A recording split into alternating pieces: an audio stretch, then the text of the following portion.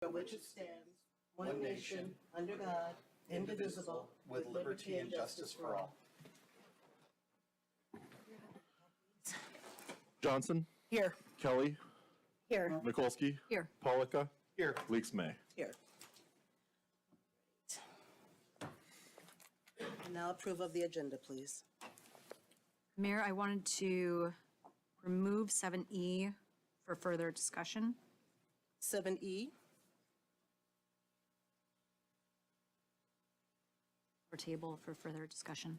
so 7E is the approval of the renew the annual software agreement. Oh. No, I have, Oh, maybe wait, where's this, my new one? you may have the Linda? old one.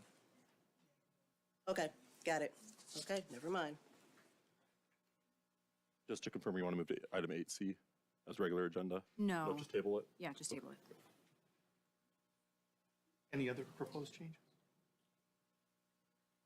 Do we need to I support support. and vote? Okay. Supported by Polika? Mikulski, Yes. Polika, Yes. Johnson, Yes. Kelly, Yes. Leaks May. Yes. Now we have we're on to presentations. Something here. All right. Item 4A, snow operations process information and updates presentation from our DPW director.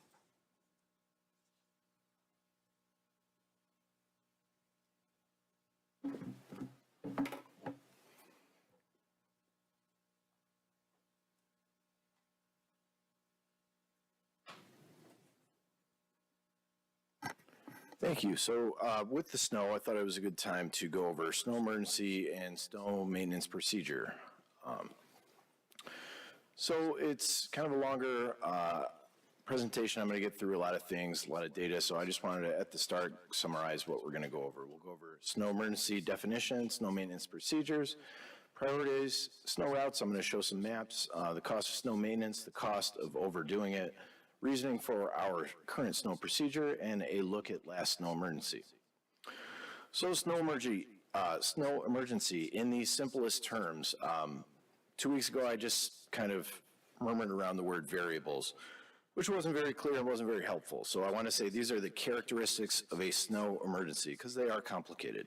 But simply put, we look for three things: 4 inches or more accumulation. We try to ask ourselves if we think the local streets are going to be impassable, and we ask whether the conditions are likely to worsen if we do not intercede. And I'll make a note that decisions are subject to change with unpredictable weather. We do our best to make good decisions, but sometimes they don't pan out based on what happens, and we always try to learn from those mistakes. So the snow maintenance procedure, DPW admin uses many resources leading up to a snowstorm. We have ClearPath, which is a great weather app, gives us atmospheric, road temperature, accumulation projections, a lot of stuff that we share with the people in the Department of Transportation network. So that's a pretty cool app that not a lot of people use. Local news, every morning, I have coffee, I watch it. It's not always accurate, but I still watch it. We talk to neighbors. I talk to the DPW directors in Oak Park, Hazel Park, Berkeley often. Police and fire department, we also coordinate with them. At nights when the roads freeze over, police and fire are the ones here 24/7. And they will be the ones that contact us to come in and salt when our guys are at home asleep. So we also listen to the DPW highway team. They're the ones that put the salt down. They're the ones that plow the streets. They know the roads better than anyone else. So we always make sure that we listen to our staff. And then the next thing I'll move on to is I'll say that service level varies by storm.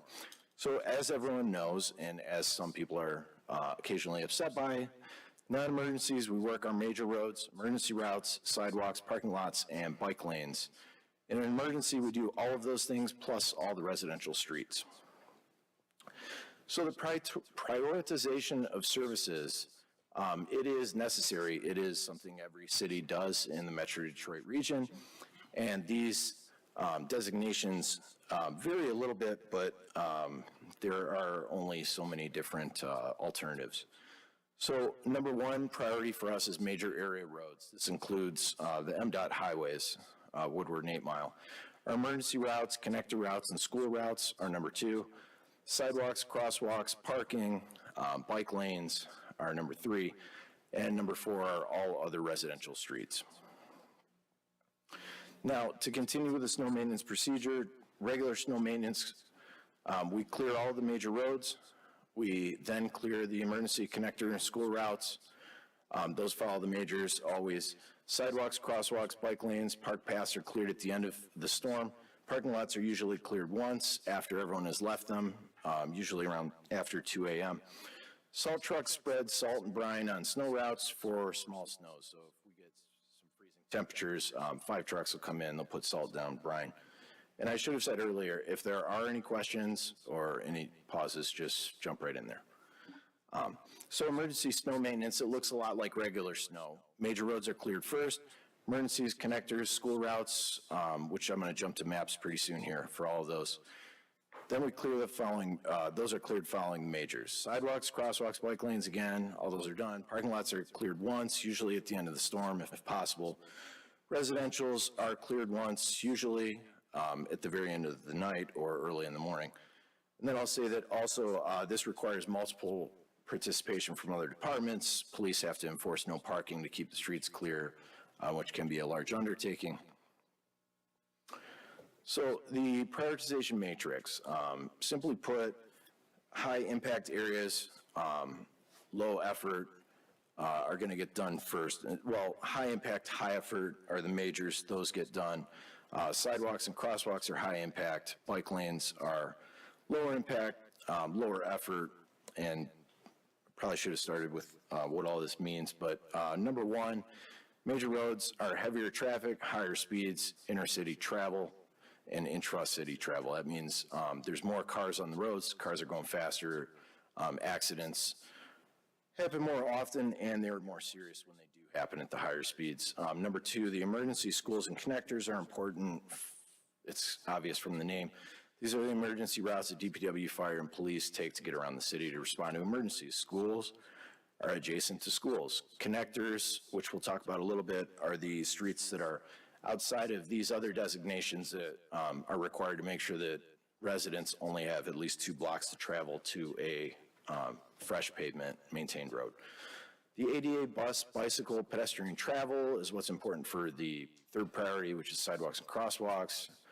And 4th, and finally, the low traffic, lower speed, highest total mileage locals. Those are the highest effort, and they have the lowest impact because there's much less traffic. Traffic is moving at slower speeds, and there is a very high total mileage. So success for us looks like doing high quality work on our highest priorities. Failure looks like doing low quality in all the areas because we don't have the capacity, and I'll look at some of the other reasoning to do all of them simultaneously. So now we go to maps. These are our primary routes. These are in all of our trucks. Don't pay attention to the colors. Those designate which trucks go where. But what's important to know is that these are all the primary routes that we salt and maintain no matter what. This is priority 1 and priority 2 streets. It's 95 lane miles total, about 30 of which are Woodward and 8 Mile. So the major roads or priority 1 are the roads you see here. That's an Act 51 map that shows these are highly traveled routes. So it's about what you would expect: Pinecrest, Livernois, Allen, Hilton, Wanda, 9 Mile, Marshall, Camborne. And they can also be emergency routes, but they're primarily major roads. So the emergency routes and connectors, these are usually streets that are not majors. In this map, it shows Camborne. Camborne is one of the majors, and it's also an emergency route. There's about 15 miles of those. School routes, pretty obvious. They're adjacent to schools. We only have about 2 miles of those. Local routes, to kind of demonstrate with my bad penmanship, there are about 104 miles of those. So those are the most miles of any of our designations. There are a lot of them, and what you should keep in mind for a plow truck, there are a lot of turns. There's not a lot of straight runs. These take a lot of time. So the snow route selection process. Routes are determined annually by DPW, police, and fire. We coordinate based on whether police needs this, fire needs this, or DPW needs this. And this year, we added a connector route, which is Fielding, because we realized that there were some long blocks in the Dales that made travel a little bit difficult outside of snow emergencies. And then to look at another street, if you look at Bowfield between Alberta and Emwill, even from the worst area furthest from a paved street, only has about 800 miles to go until they hit, again, fresh concrete or asphalt. So the reasons for our snow maintenance procedures. Number 1 is safety, number 2 is capacity, number 3 is cost, number 4 is sustainability. And then I'm gonna give a detailed look at each of these. So number 1 is safety. Ferndale snow maintenance procedures enhance it. Traffic, we prioritize high traffic areas versus low. We prioritize higher speeds versus low. As I mentioned, crashes are more frequent with traffic, and they can be more deadly with high speeds. Pedestrian, bicycle, alternative travel is important. It's important that we clear sidewalks, ramps, bike lanes of ice and snow because it makes traveling alternative methods impossible. Emergency vehicle travel, so we've mentioned that. Police, fire, and DPW need to quickly respond in emergencies. Staff exhaustion, so some of these are interrelated, but staff exhaustion is one where we try to eliminate truck accidents by making sure that people aren't working 24 hours in a row. These are big, heavy salt trucks. They do a lot of damage when someone falls asleep behind the wheel. And it doesn't seem obvious all the time that driving a truck is an exhausting job. You're not just driving, you're checking your mirrors, you're spinning salt, you're putting your blade down, you're plowing, you're talking to people, you're looking at other cars. It's really something that you have to pay a lot of attention to for 24 hours, and that can be very taxing. So reason number 2 is capacity. The snow maintenance plan considers our capacity to maintain the roads. What does that mean? Well, DPW has a staff of 27 total, not counting administrators. We don't count for snow operations, even though we try to help every once in a while. 2 supervisors, 25 operators. We have voluntary overtime here. We don't have mandatory overtime. We can't just call and say you have to be here and then cover the shifts. So 60% of them is roughly 16 people, if my math is right, which I should have put in my notes.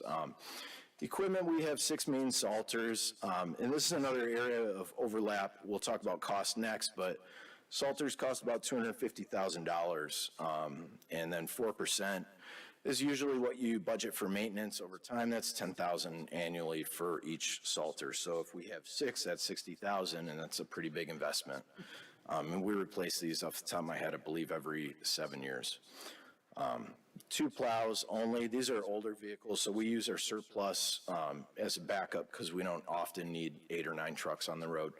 We have 4 small plows. Those are the 4x4s. Usually have 250s. We have 2 Ventracs, which are basically 2 smaller tractors for sidewalks and crosswalks. We have 2 loaders for loading the salt trucks, pushing the parking lots, and then we have 2 skids that do a little bit of everything. Hours, long storms, long shifts eventually need to end, so we just don't have the capacity to keep going and going and going.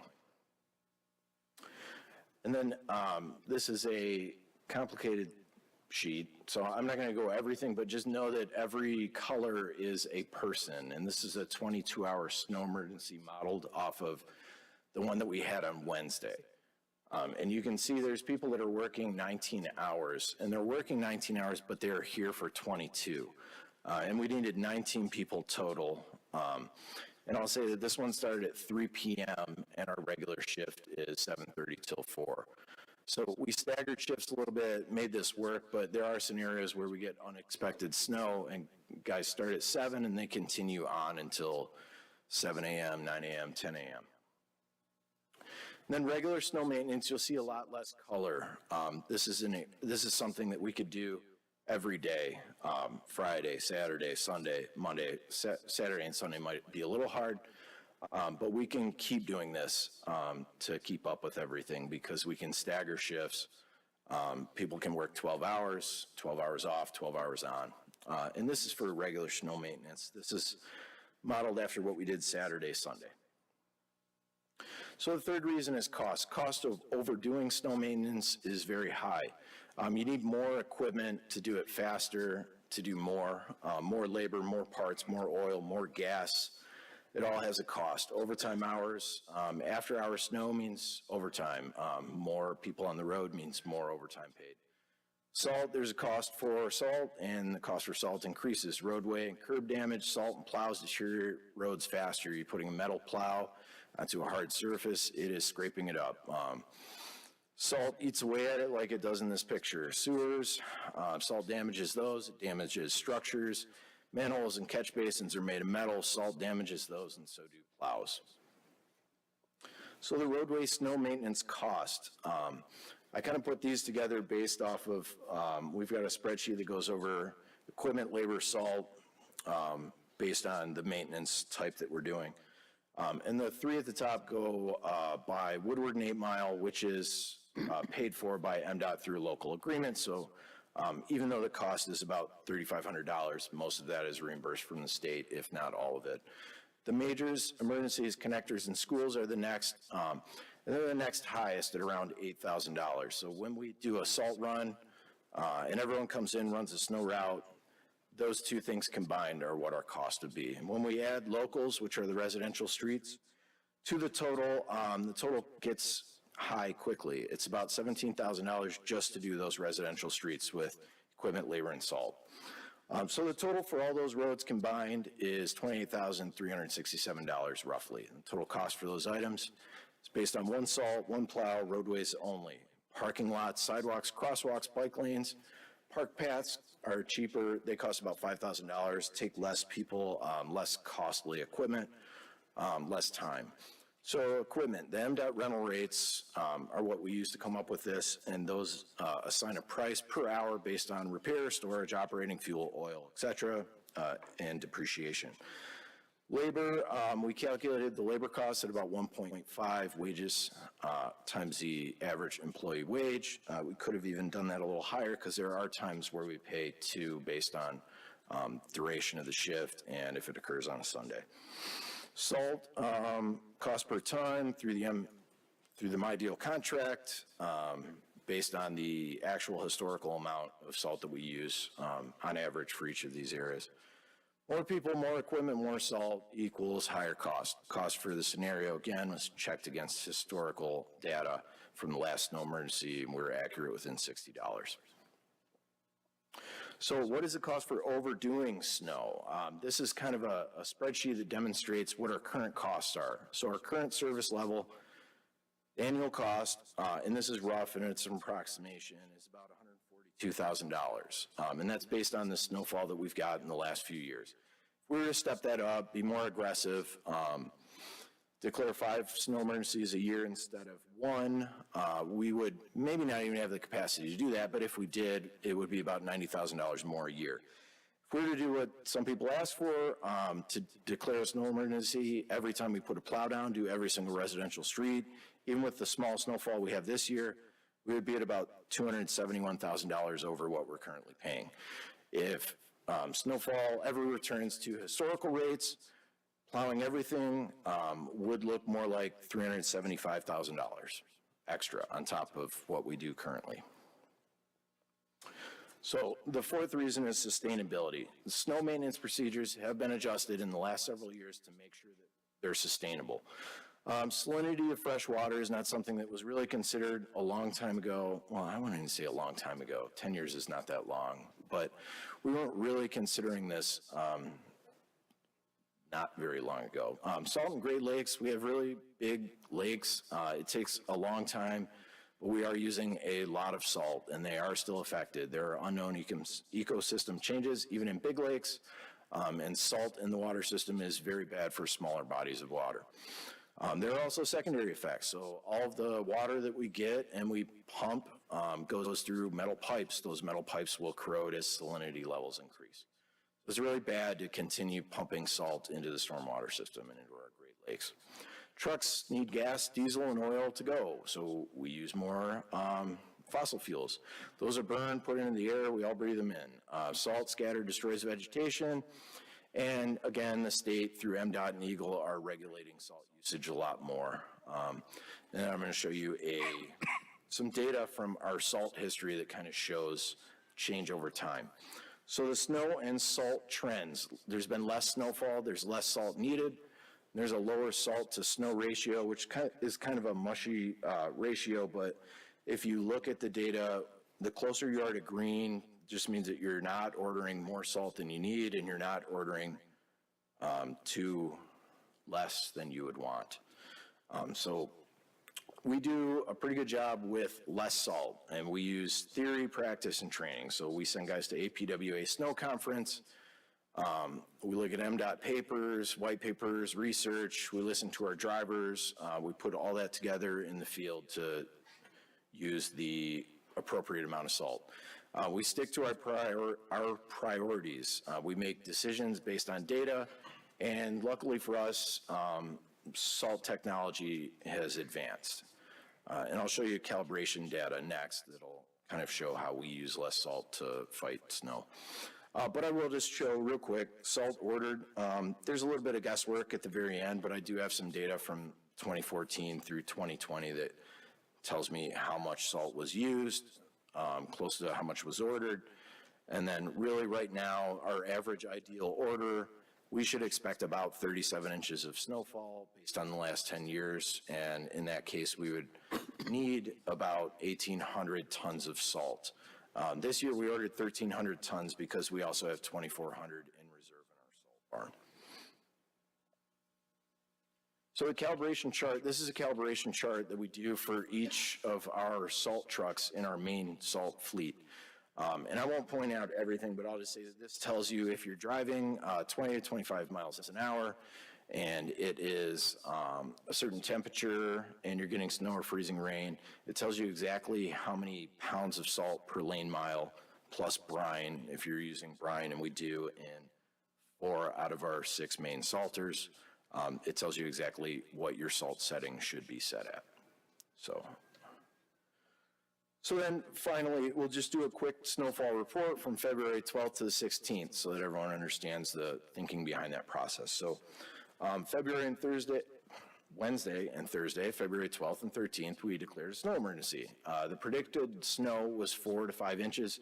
We had 3.5 inches roughly of accumulation over a 24-hour period of time. The next 72 hours were projected another 4 inches. So this occurred Wednesday night, Thursday AM.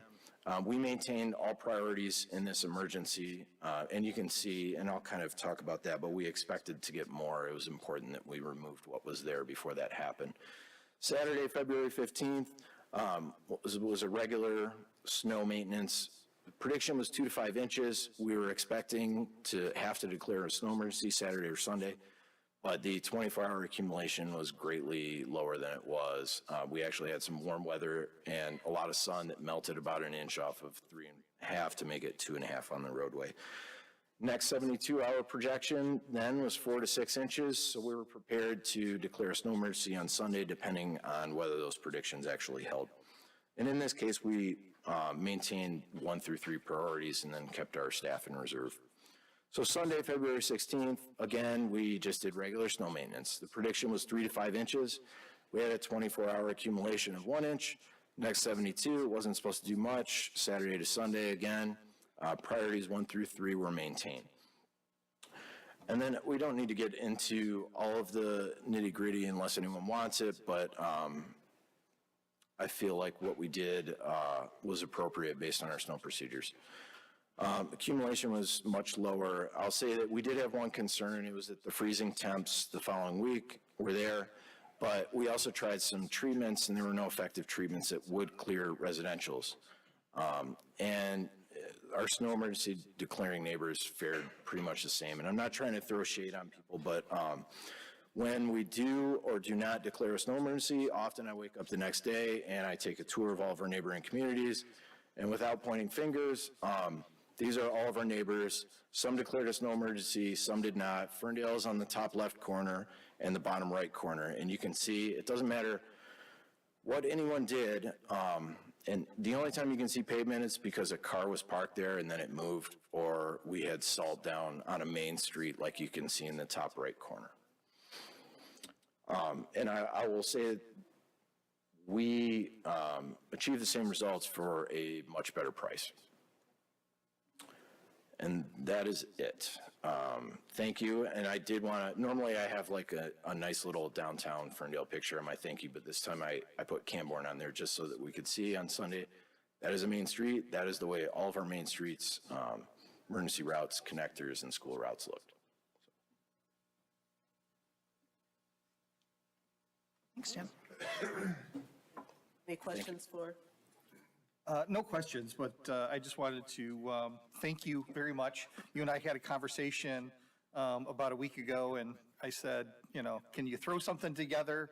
And I threw out a couple of things I'd like to see, and you went way above and beyond what I was hoping for, and I appreciate that.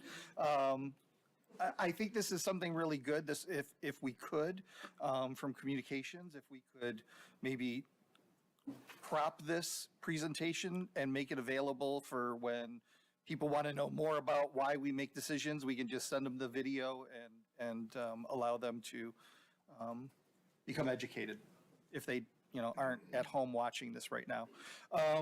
But no, thank you very much. I really appreciate it. All right, thank you. All right.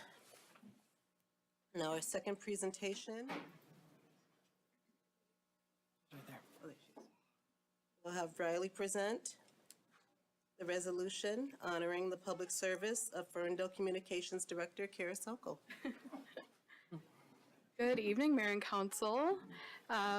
As you know, this is Kara Sokol's last council meeting with us after 10 years serving the city. She explicitly told me do not make a big deal out of it, and here I am making a big deal out of it. So, so myself and a couple other staff members wrote her resolution, so I personally requested to read it, so thank you for honoring that. So, this is a resolution to honor the public service of Ferndale Communications Director Kara Sokol. Kara Sokol's appointment as the City of Ferndale's first communications director in 2015 marked a significant milestone for Ferndale's municipal operations. Under her guidance, the formation of the Communications Department centralized communications to educate and inform the public through authentic, inclusive, transparent, timely, and necessary communications. Kara's role as the communications director established her as a subject matter expert.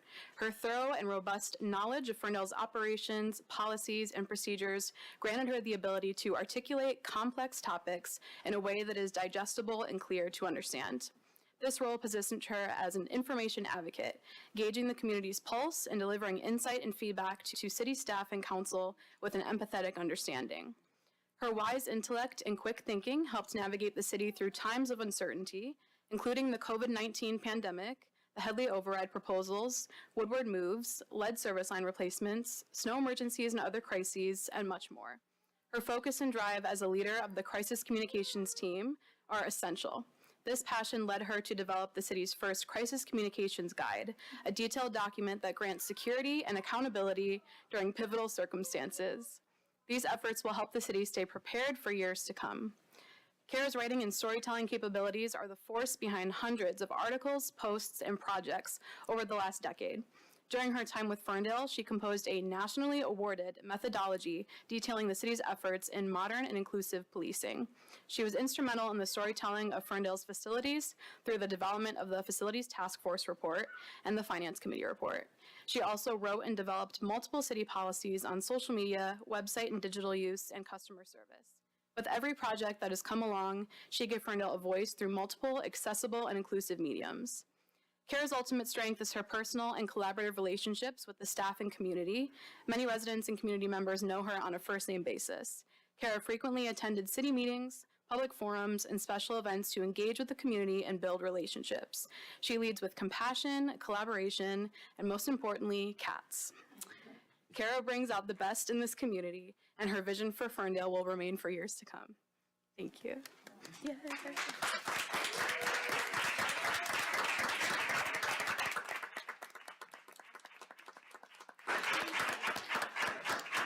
Her family is also here. Take a picture and celebrate too. Oh my God, I can't. You want to do pictures? Oh, this is heavy. My parents are never out after dark.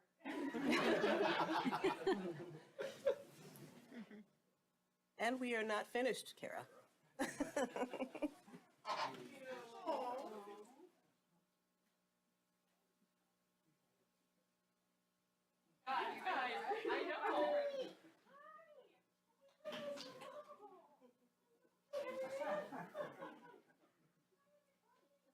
Oh my goodness, Auntie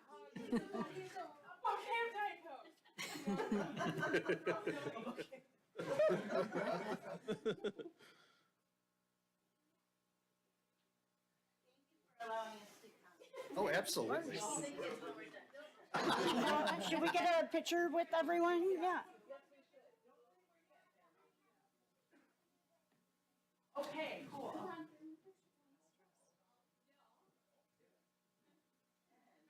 Best family in the world. Aww. Kara.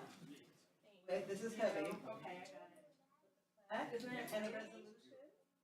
All of your service. I'm going to give you a hug because it's I'm going to let you take a picture with your family. Oh my goodness.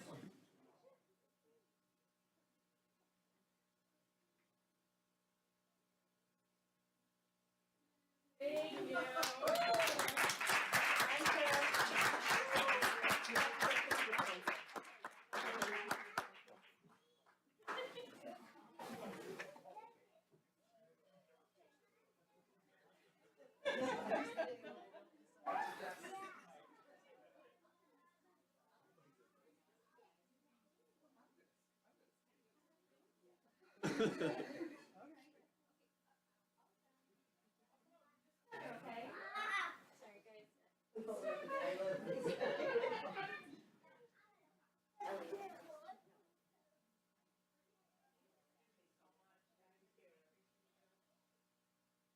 I'll be saving my comments to call to council, so I'm not going to say anything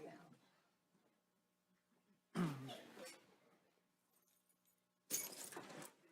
So now, we need someone to adopt the resolution. Mayor, I approve the resolution honoring the public service of Ferndale Communications Director Kara Sokol as submitted by the interim city manager. Support. Mikulski, Yes. Polika, Yes. Johnson, Yes. Kelly, Yes. Leaks May. Yes.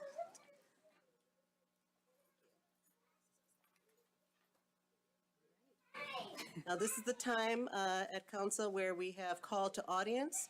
Anyone can come to the podium and speak on anything on or off the agenda. You have 3 minutes to state whatever it is you'd like to state or make any comments you wish to make, and that's starting at 7:34. State your name and your address, please. Good evening, Council and the Ferndale community as a whole, plus beyond. My name is Summer Reilly. I'm the Engagement Manager for the Downtown Development Authority.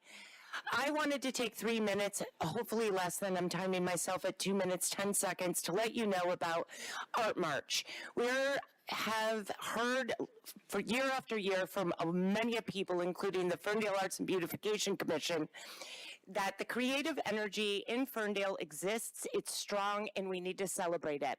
So we have declared the month of March, Art March. So kicking off this Saturday will be a all-day event at Ferndale Haas. At the lower level, you enter through Schiffer Park. There's a community arts center, actually, that we're opening up that supports and complements what's already existing in downtown Ferndale. So the public can visit the community arts center to learn what hidden gems are around Ferndale that you're not already seeing in conjunction with the public art program that our department runs. We're really excited that this is our first annual. It's a soft launch. So we're hoping this returns year after year. At any time, you can visit artmarchferndale.com. There's a full calendar of events in addition to the pop-up community art centers programming. The month will end with a public art information session taking place at no better place than Rust Belt Market, which is the mecca in the heart of our art and creative energy in downtown Ferndale. That's going to be taking place on March 30th. It's a Saturday from 1 until 4, where we're going to be asking the public and the community at large to let us know what they would like to see moving forward with our public art program. There's activities all throughout downtown. This is really just a compliment and us shining a light to what already exists. On artmarchferndale.com, you can also see music venues, theater venues, specialized interactive locations within Ferndale downtown and beyond that are continuously programming events and bringing foot traffic into our great city, all with the creative energy as the heart and the purpose of celebrating. We think that this couldn't be any better of a time when we're in March after the winter and the world and so much is uncertain. What we do know is the vibe in Ferndale is strong, it's filled with love, and it's filled with creative energy. Art March is celebrating that. I hope you all can join us. And once more, artmarchferndale.com.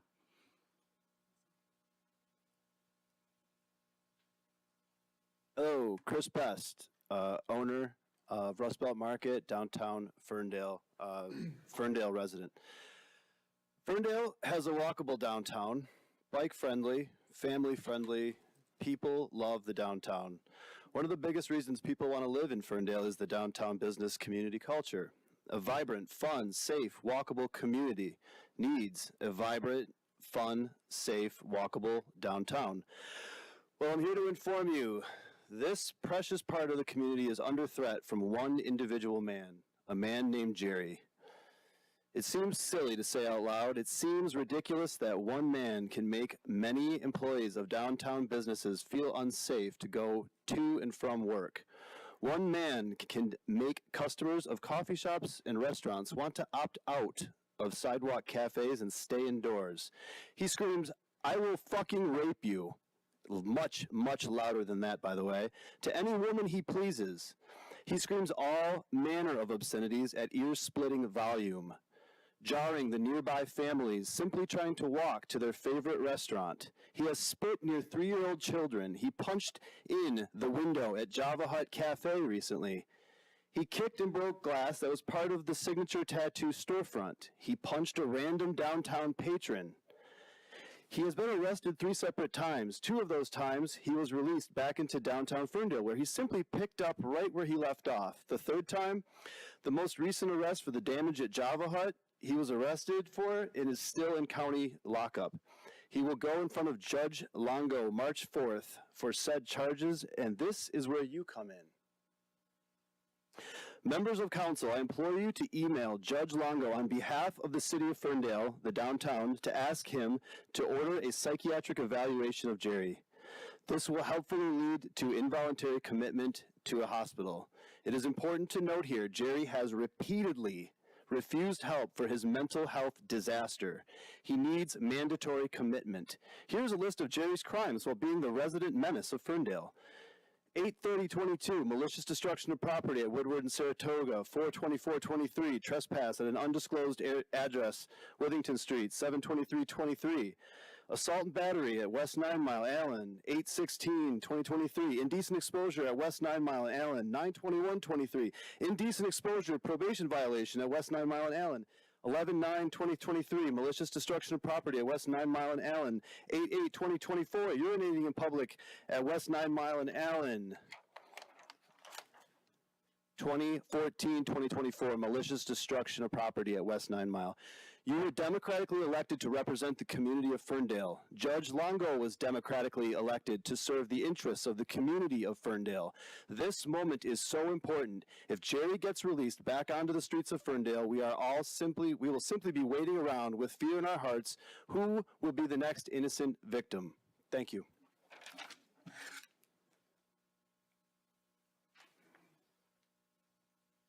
Hello, my name is Mark. I have owned and operated my shop, Signature Tattoo, in Ferndale for 15 years. My business is directly affected by Jerry on a daily basis. He kicked in all the hand-painted panels on my storefront. He smashed out my mirror to the tune of a $1,500 repair. He was charged with malicious destruction of property. He was sleeping on the bench in front of my shop later on that day, despite probation dictating he wasn't allowed to interact with my business at all. He targets my business. He paces back and forth, screaming expletives and threats of violence. He urinates on my doorstep every day. Chris Best and I have been walking downtown through the streets, talking to the business owners and employees. Our call for action has been received almost unanimously. The amount of time we have put into this endeavor is exhausting. Why do we do it? Because we care. We care about this downtown community. We care about the cross-pollination that businesses provide for each other. We care about the safety of our employees, our patrons, our residents. We do not believe that the responsibility of this effort should fall solely on our shoulders. We need your help. The governmental tolerance of this madness is unacceptable. The police say they can't do anything. The DDA is sympathetic. This is not a stand against a community of people. It is concern over one dangerous individual. It is not our fault that he won't take his medication. We call for a mandated, involuntary mental health examination. We have a strong opportunity while Jerry awaits incarcerated for his hearing on March 4th. Many of my customers have to be escorted out because they're scared. My own mother and father refused to visit me at my business because Jerry screamed at them. My question to you is this: will you support our cause? Will you stand up for the businesses and residents of this community? Will you contact Judge Longo on behalf of the downtown, or will yet another blind eye be turned? If the answer is no, what happens on the next event? Something potentially catastrophic. Thank you.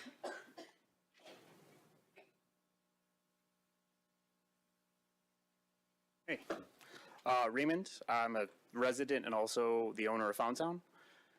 I just want to reiterate what Chris and Mark have both said. I've witnessed it many, many times. I get to the shop early, sometimes 8 o'clock. I leave late, sometimes midnight, 1 o'clock. Jerry's just walking up and down and up and down and up and down, shouting, screaming. I've also had urine in my foyer. I've had a few personal incidents with him, nothing too crazy, but enough that he's a bigger guy, and, you know, he could do bad business with me. I've also seen Jerry on his meds, and he's well-spoken, polite, but that's so infrequent that I think when he doesn't take his medication, he's almost like an agent of chaos, sort of like the Joker. He just wants to see the world burn. And I just think we need help as a business owner. So thank you for your time.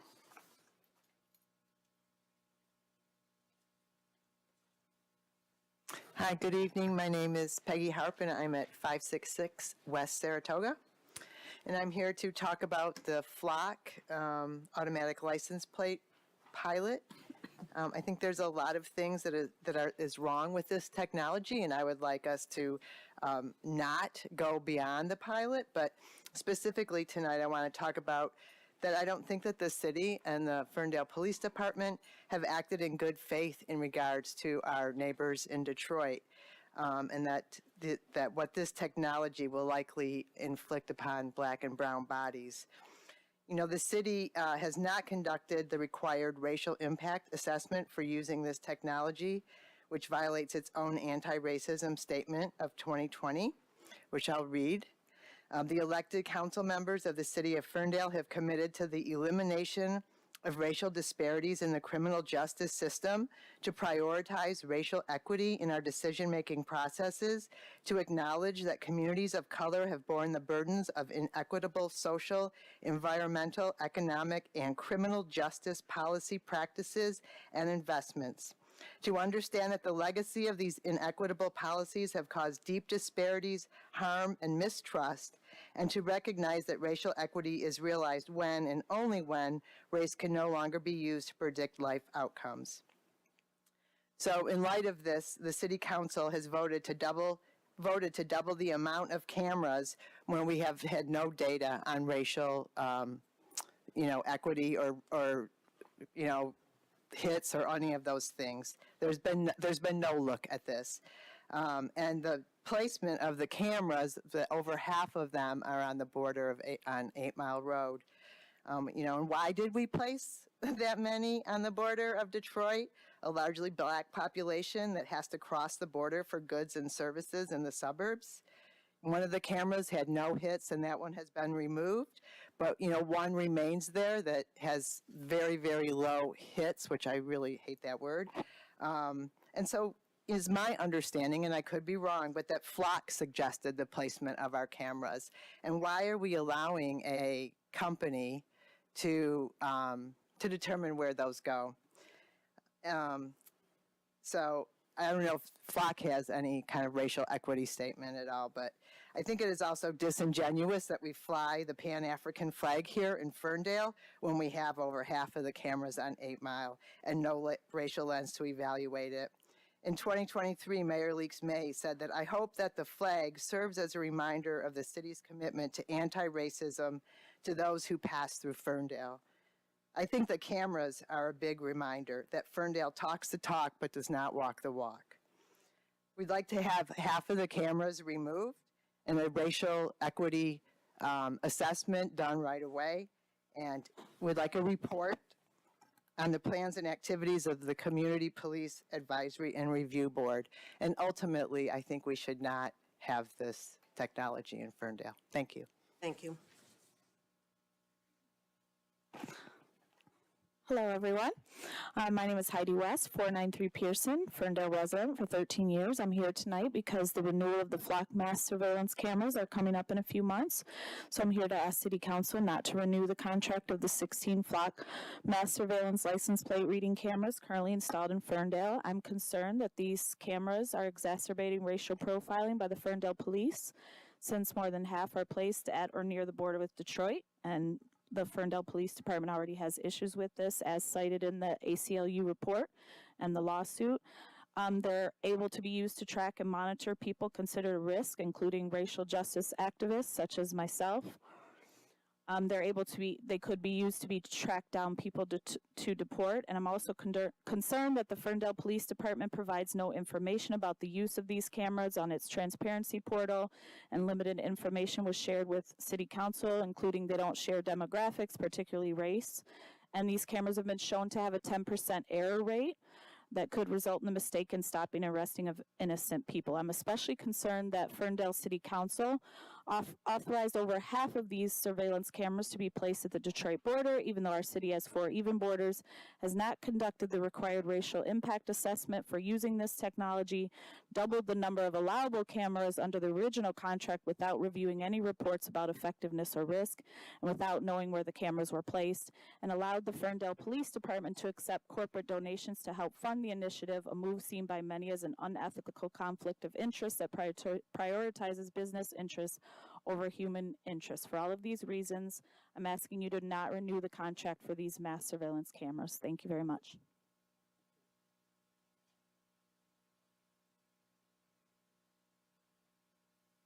Hi, my name is Prasad Venugopal, live at 1425 West Troy Street. I'm here tonight also to speak about the license plate readers. I was not aware until last meeting that the pilot period had been extended to 2026. I don't know if that's true or not. It's just information I received from another resident. And if that is the case, I was unaware that we had any discussions, citywide discussions about it, like the town halls and the community forums that we had when the original contract was signed.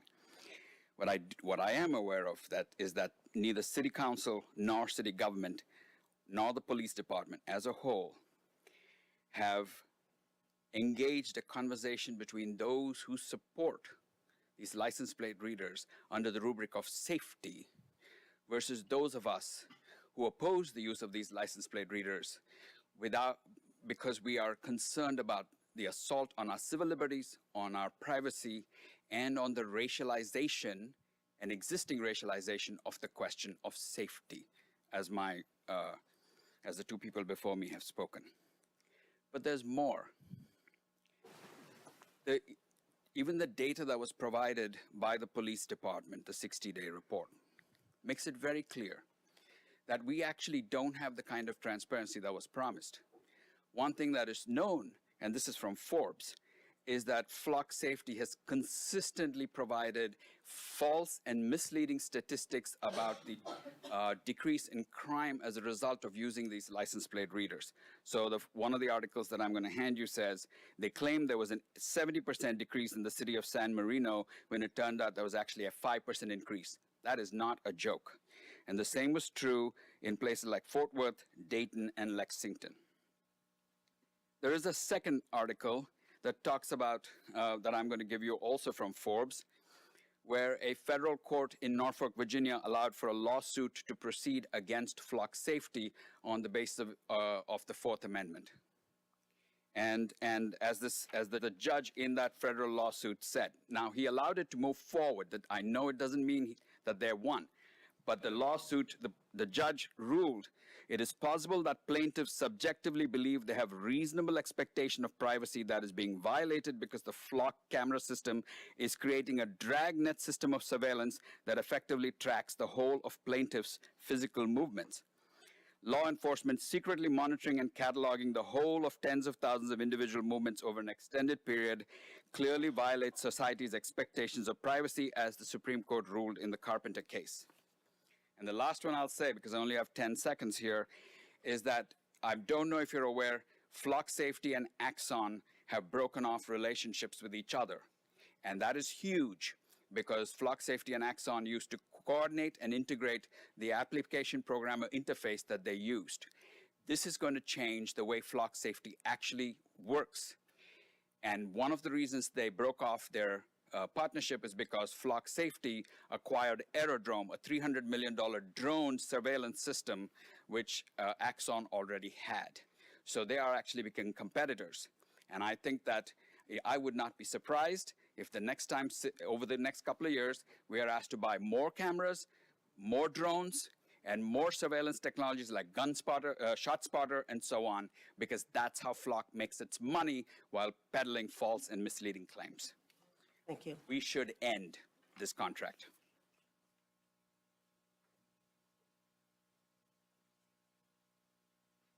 Hello, my name is Karen Toomey. I'm at 24051 Rensselaer. It's nice to see some familiar faces after a few years apart. There's really nothing I can say about the flock cameras that hasn't already been said as far as the facts, but I just wanted to remind, especially some of those of you who have worked with in the past, about what it is that makes us in Ferndale so fabulous.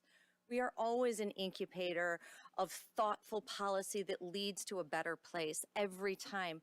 Think about not just things like this Art March or the Rust Belt, which are so unique and lovely, but we were the ones who were really out there pushing for bike lanes and busing and for think about the idea that we were out there doing studies with Rod Mott's really early on, ACLU, looking at the disproportionality studies that they had collected on the police department, trying to figure out ways to do things better, to lower those numbers, work with the schools, to work to improve through community policing, to go and find protocols that would help with people who are neurodivergent. We are the ones who try to lay the groundwork, the foundation, the good, strong policies so that something like this is safe. And I'm just shocked when I come and first find that we do have something that has red flags already around Fourth Amendment rights. It has red flags around the archiving of the information. And we do have recommendations available to us on best policies, and we're not using them. That's scary to me because while I love and trust most of you, some of you I sadly haven't had a chance to get to know yet, but I know you and I know you well and what you stand for. I'm not worried about you. The reason that we build something like Ferndale and we use good policy is because what about the next person?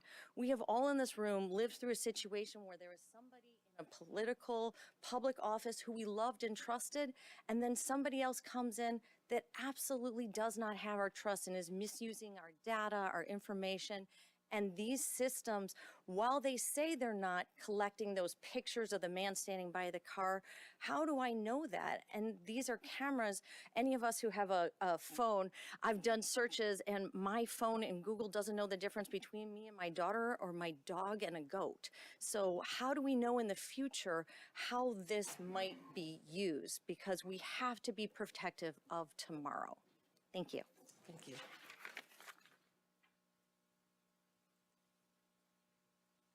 Hello, my name is Christopher Hall at 1845 Syme Street.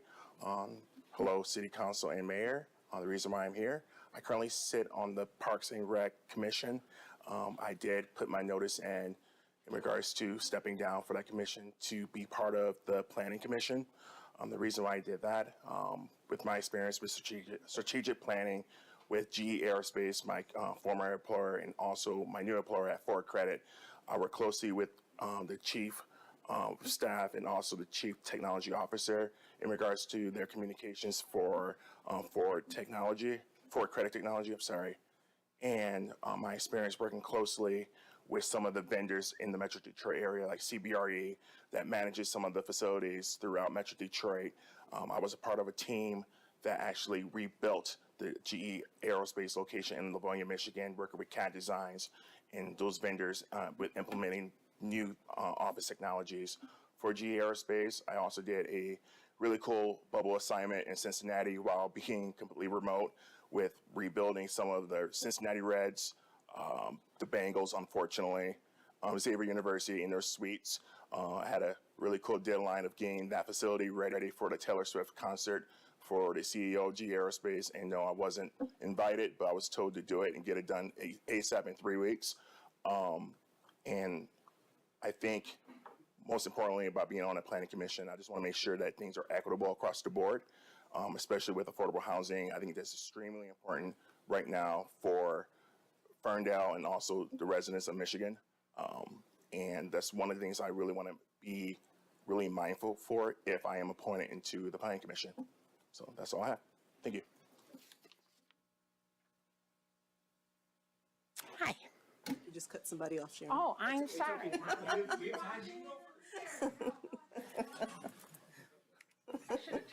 Do we have time? Yes, we do. All right, this one's quick. Hi there. I'm Jason Schneeman. I live at 676 West Hazelhurst. I've recently moved to Ferndale in the last year and have applied for the Sustainability and Environmental Council. I actually spoke with Logan recently and had expressed interest in the role. I just wanted to stop by tonight and introduce myself. First time coming to a city council meeting, so very nice to meet you all. Hope to get to work with you in the future.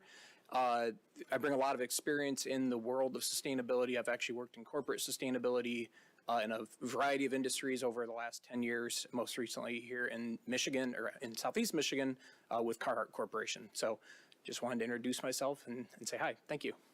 Welcome to Ferndale. Thank you. Lots of great volunteers to look forward to. I'm Sharon Chess, president of the Ferndale Community Concert Band.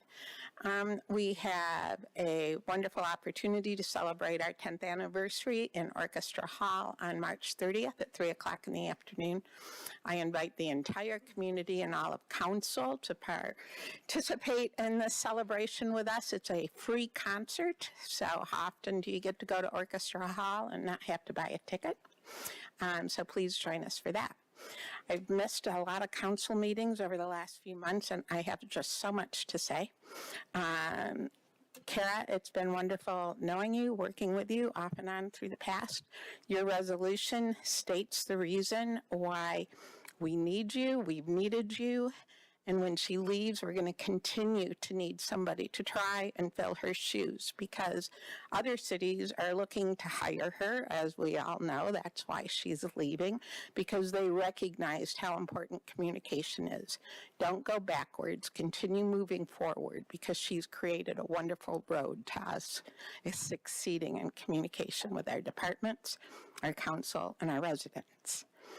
On that note, with this flock thing coming up, my rule in life is always don't complain unless you have a better idea.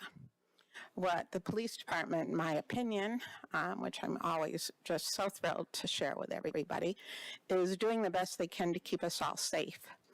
This is one idea, a pilot program, okay? Is it 100% the thing that we're going to move forward with or that we need?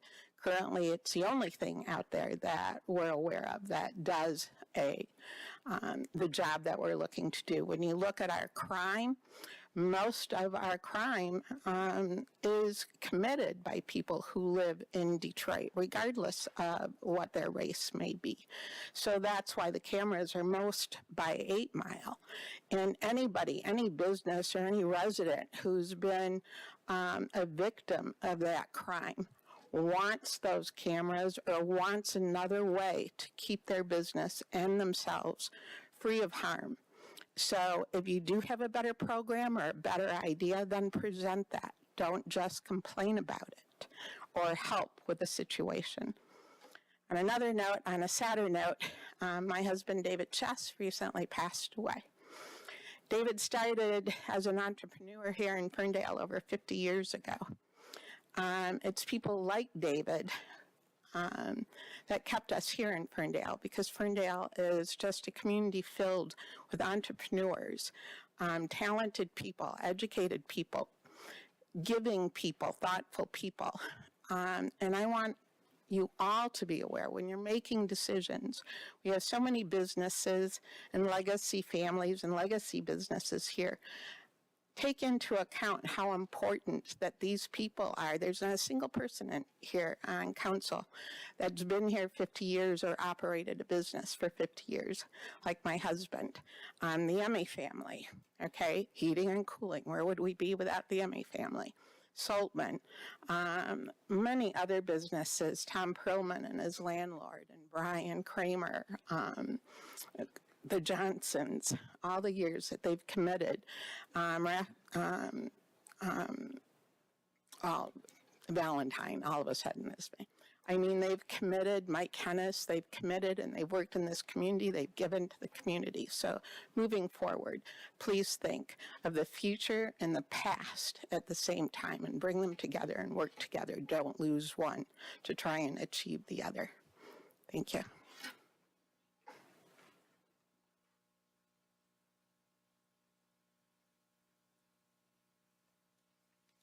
Any more for call to audience?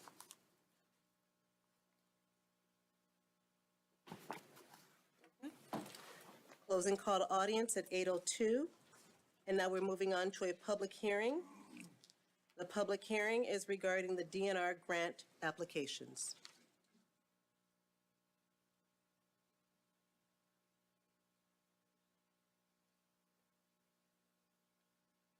Good evening, Mayor and Council. So, it's that time again of the year. Every year, the Michigan Department of Natural Resources puts out a series of grants available to parks and recreations and municipalities across the state for the purpose of acquiring and developing different properties for outdoor public use. These grants have been instrumental as we've continued to develop our parks systems. They were a big part of the developments at Wilson Park, the splash pad in Martin Road Park, and various other projects that we've been putting in over the last 4 to 5 years or so.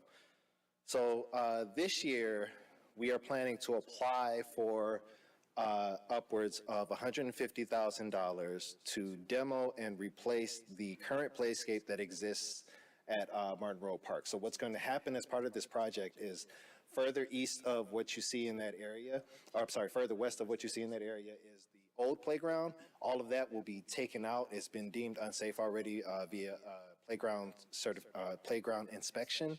And also one of those units was also hit by a drunk driver in the last month or so. So what we're going to do is take all of that out, and then we're going to install new features to the north and south of the existing play structure that you see pictured here.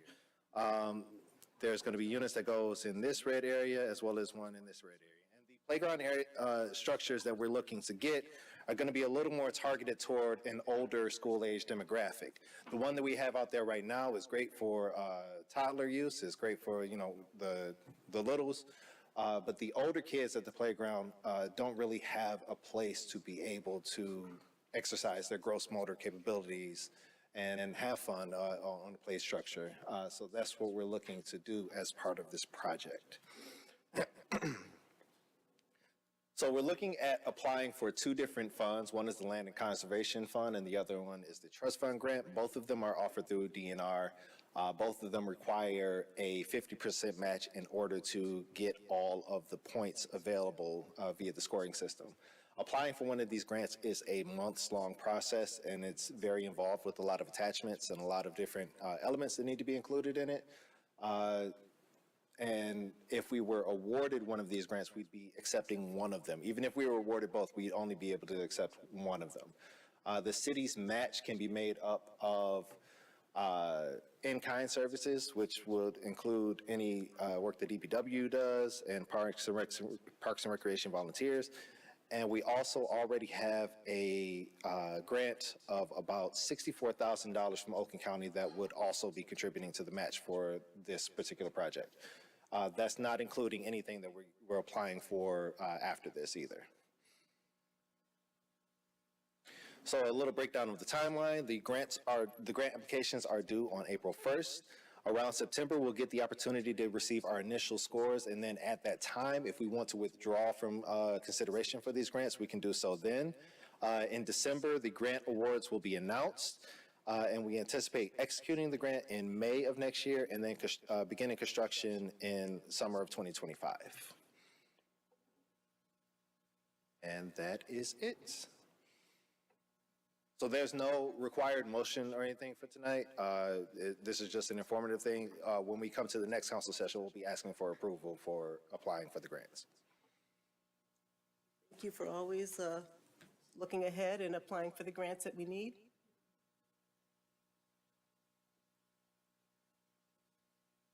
So thank you for always applying for the grants that we need, and I know that you all are quite capable of getting them, as you've proven in the past, so I look forward to upgrading our parks. Thank you. Did you want to open it up to the public? Yes, I do. Actually, it is a public hearing, so this is an opportunity for anyone in the public to speak regarding what we heard regarding the DNR grants. If you have any comment or any questions.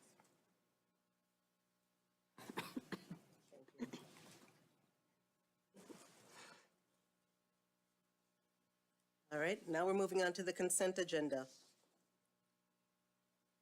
Consent agenda item 7A, approval of the February 6, 2025 and February 10th, 2025 meeting minutes.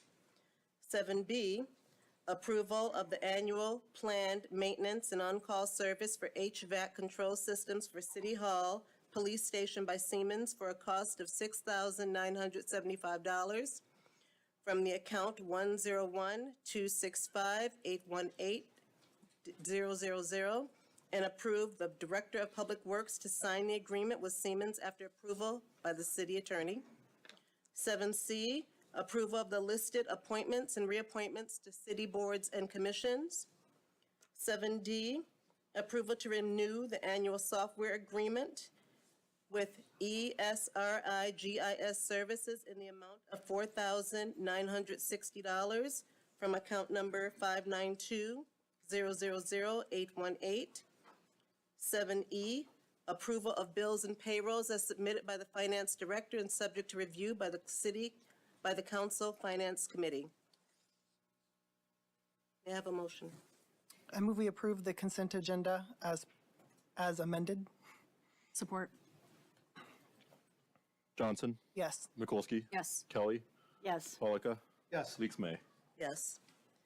And I'd also like to take this opportunity to welcome the new boards and commission appointments and reappointments, as well as thank the outgoing board members.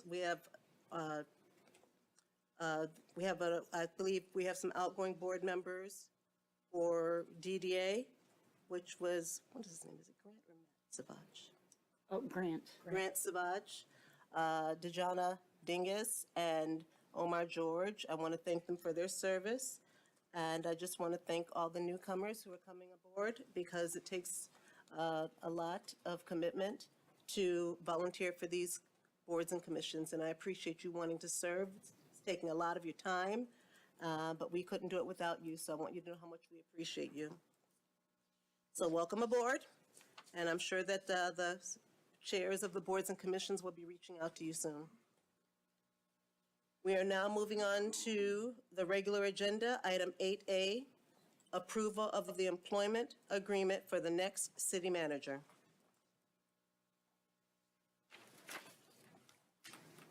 Good evening, Mayor and Council. As you'll recall, on February 10th, you selected Colleen O'Toole as the city manager and directed the city's labor attorney to negotiate the terms of the employee agreement.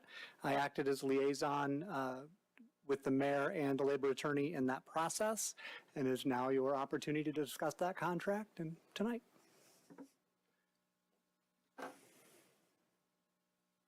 We've all had a chance to look at it, so I'll open it up to council for any comments, any concerns regarding the contract that's presented.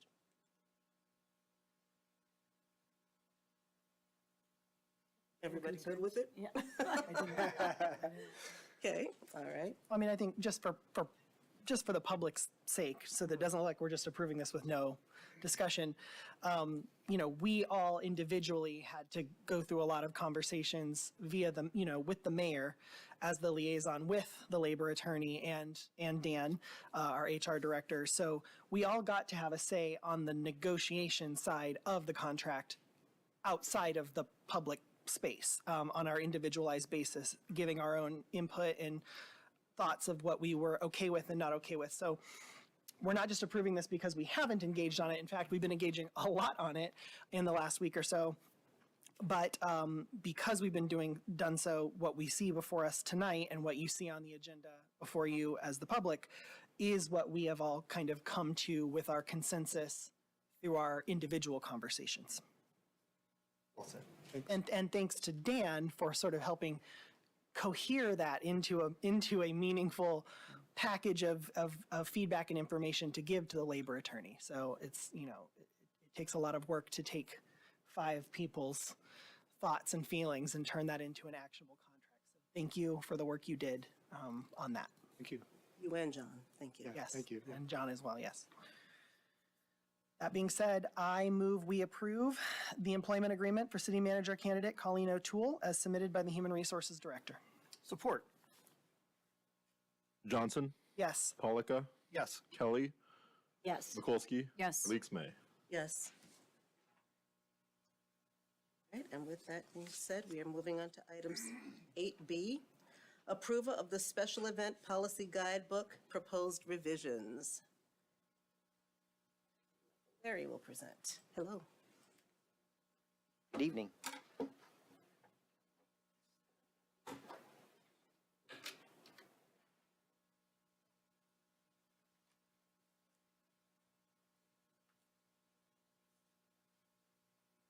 Okay.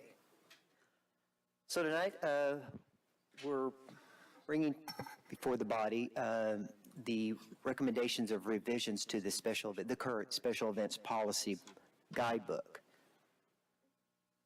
This guidebook is to help special event planners with information on the expectations that are required to have an event on public space. For example, we just want to, in 1996, the city of Ferndale established a city code, section 1612-1194, to regulate the planning and execution of large events held on public property, to enforce safety, noise levels, traffic control, and other factors to ensure the event is conducted responsibly. It defines what constitutes a special event and the necessary steps to legally host one within the city limits. The city has continued to embrace a range of diverse events that represent the vibe and energy of the city that brings friends and families together for fun and entertainment. In 2016, the city approved its first special events policy guidebook to provide event planners with rules and regulations that are enforced by assigned city departments of the Special Events Committee.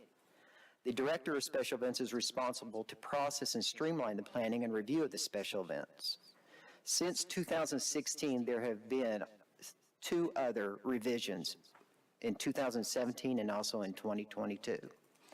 In December 2024, the Special Events Committee initiated a review of the current policy and recommends the proposed updates that I'll be presenting to you tonight.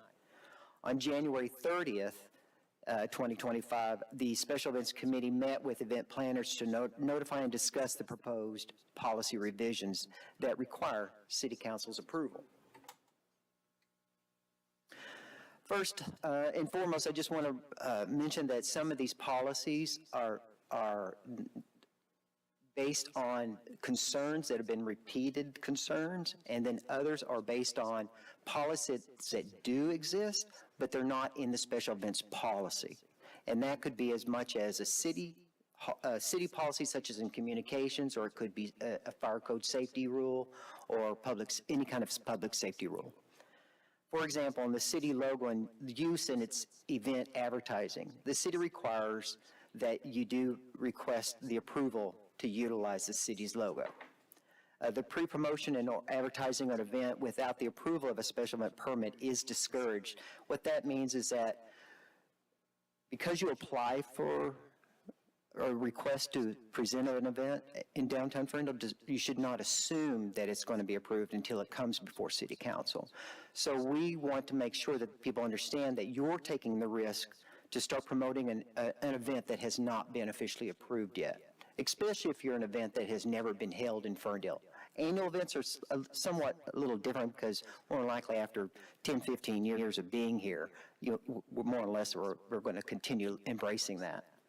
Cancellations, this is where we request a written notice of a cancellation that should be sent to me, the Director of Special Events, and to apply, to give that notice and receive a full refund. That notice needs to be 30 days prior to the date of the event.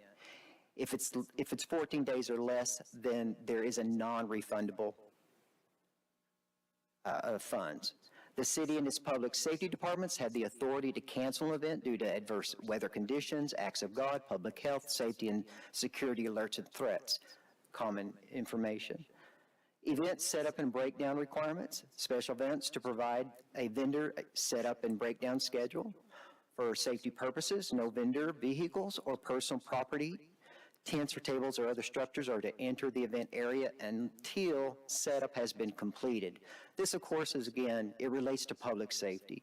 When there's a lot of chaos happening during a setup, there are great concerns about whether or not a vehicle that might be in the event area could potentially hit someone, or equipment could be falling, and we need to make sure that there's as little as possible of people that are in the way until necessary.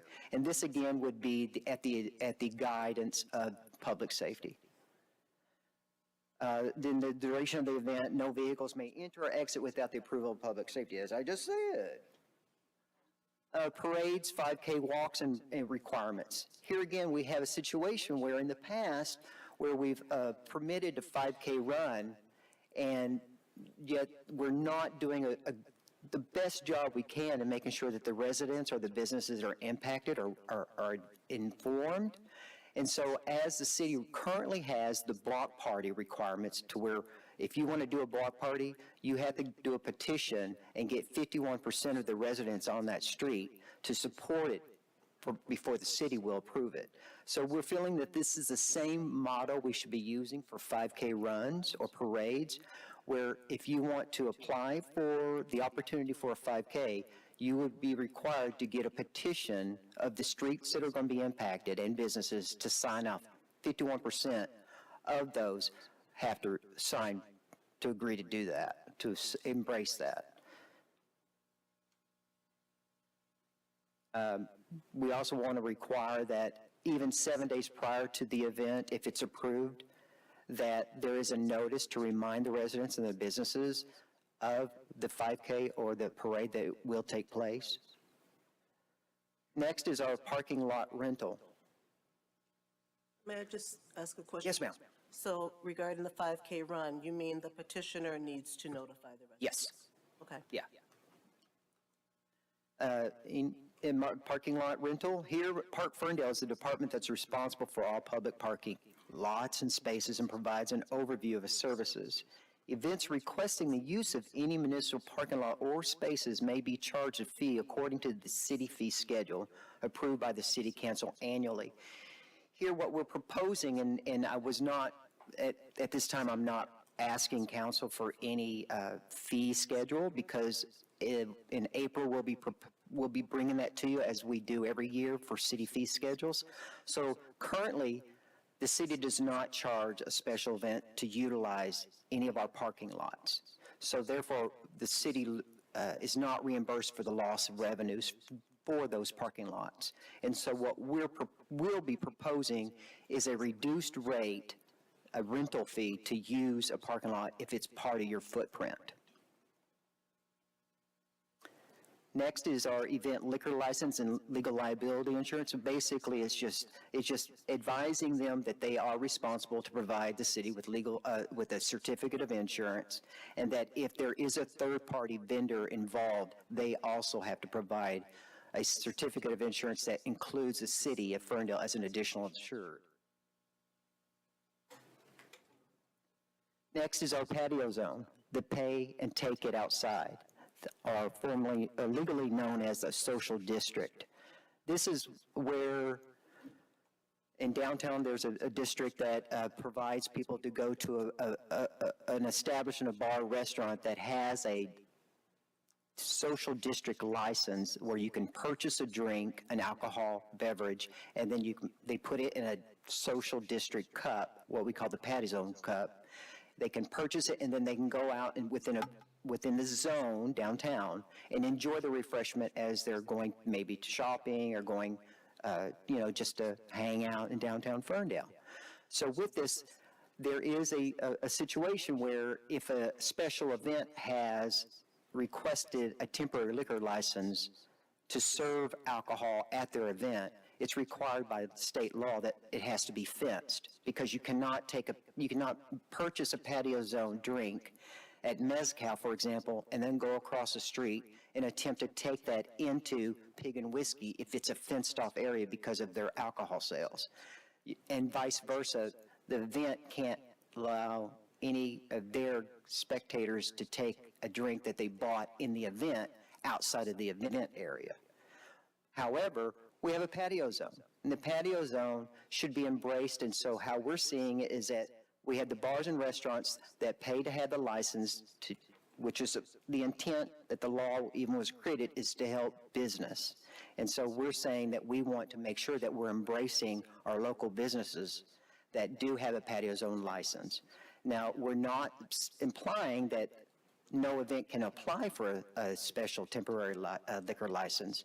What we're saying is that how do we reduce the footprint of a fenced area so that both the event, if they want a liquor license, that they can place it in a smaller area, but another area of the event is open for anyone, including people who are enjoying a patio zone drink, can participate in the event without having to either quickly drink it once they get to the fence, or they have to throw it out.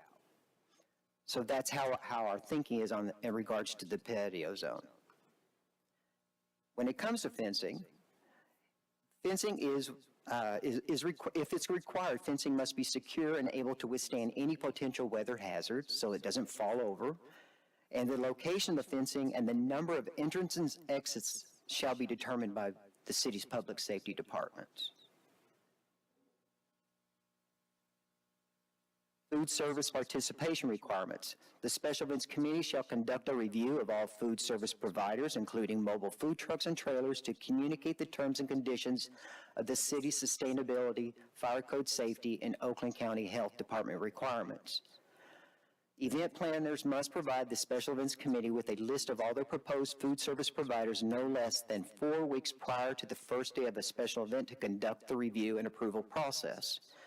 Of course, a special event, if they got all their food service providers already booked and they have them today, but their event's not until June, we can start calling them to make sure that they know that they're accountable to our sustainability policy.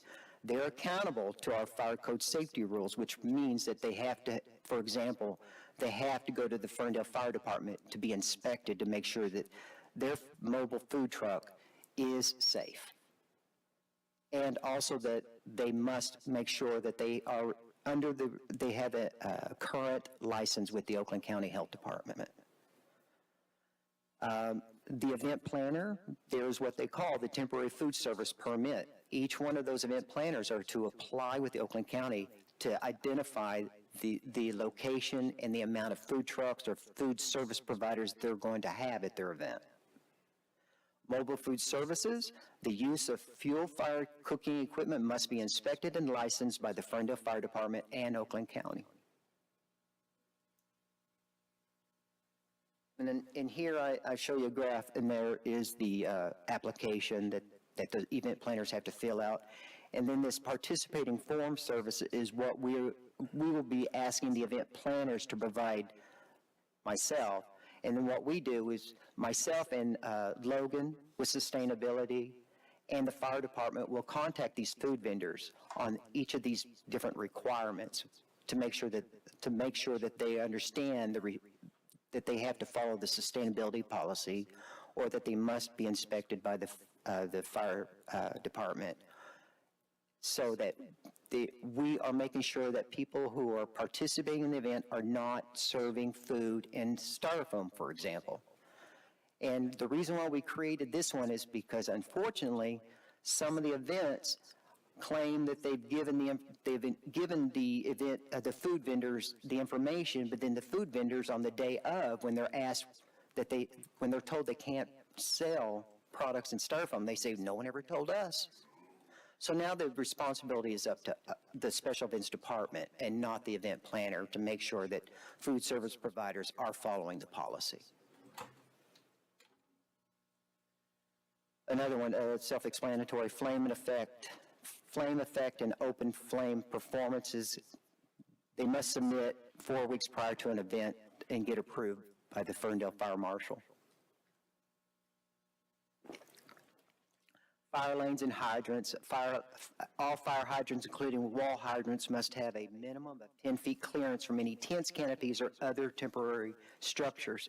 This is another one where the fire hopefully never will have to worry about a fire, but they need to make sure that they have clear access to get to a fire hydrant to put the fire out. The public sidewalks.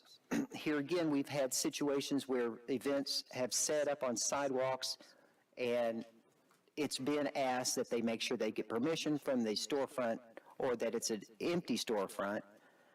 But sometimes they set them up assuming that it's okay to do it, and then the storefront owner is upset and they start calling me, they call the DDA, because they say that no one asked. So we feel that it's best just not to allow special events to utilize the sidewalks. City ordinance only permits merchants to utilize sidewalks during special events, the first 5 feet in front of their storefront. Public safety stations, this is basically telling the event planners, you must provide space for public safety to set up a 10 by 10 tent within your event area during your event. Drones, here again, to utilize drones at a special event, pilots must have proof of the FFA remote pilot certificate and valid insurance coverage. In case of accidents, provide the police department with a copy of their valid FAA remote pilot certificate prior to operating any drone or any other small unmanned aircraft systems. Roadway and parking lot barricades. This again is about public safety, and that the Public Works Department and the police department had the authority to determine the location and the quantity of barricades to secure the area to prevent any unfortunate situation. And that there must be a mandatory 20 feet clearance from any barrier in the first structure. And this has to do with the impact. If for some reason someone tries to do damage, that 20 feet should prevent that unfortunate first structure hit. Electrical services, again, we've had some situations where people tap into our the poles on the street, and it's caused a power outage. So now, if you do ask for that, you must make a request with the DPW no less than 14 days prior to the event for review and consideration. And there is already on the city fee schedule a charge for any utility such as water or electric. Sustainability, trash, recycling, and food waste. Food and beverage service providers to use certified compositable packaging materials and brands made to provide multiple options depending on the needs to reduce landfill waste and to become better environmental stewards. This reverts back to the other one about providing us a list for the food vendors. Why is it that when you talk a lot, you get cotton mouth? Hate it. Prohibited food and beverage service items. Food and beverage service providers shall not use styrofoam, single-use plastic, and glass. Vendors are to remove any packaging that they bring on site that is not sustainable packaging and or service products. Here again, this policy already exists. It's known as the zero waste policy, but we want to make sure that it's put into the special events policy for notification to event planners. Event planners are required to notify each food service vendor of the required guidelines. So it's a double communication to our food service providers to make sure that they're doing the right thing, to make sure that Ferndale is doing its best to stay green. Level Class 4 waste management service requirements. Large events must use a third-party waste management service to plan and manage on-site landfill trash, recycling, and food waste, along with maintenance cleaning service of the event area, plus 300 feet adjacent to the event. And that is because even though you have your event area, people who might have, like that patio zone cup, as they walk away, they're still going to throw that trash away.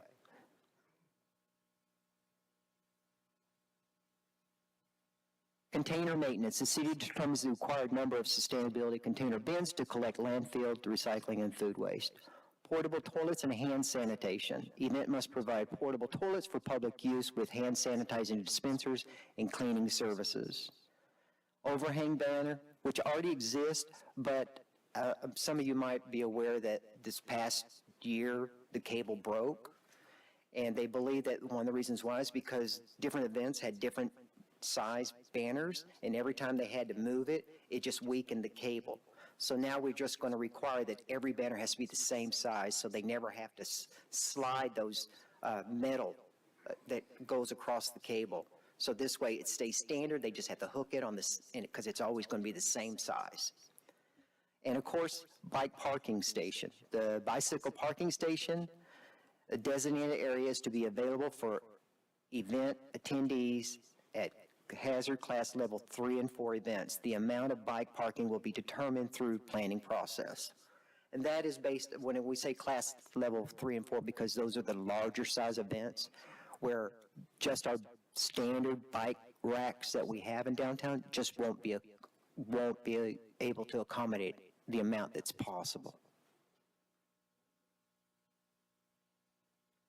And of course, what's already in the policy is policy enforcement. The special event policy will be enforced by the city. The applicable codes and regulations will be enforced by municipal code. Noise ordinance is amplified sound. Sound application shall be limited to 9 p.m. on Sundays. City services and fees. All non-city sponsored events are required to make full payment of all city staff fees and services, including overtime costs. Use of any public facility or property may require waste management and other third-party services at the expense of the event. An estimated cost for city staff and service shall be provided to an applicant during the review process. Failure to pay within 30 days after the event can be a result of denial of future applications.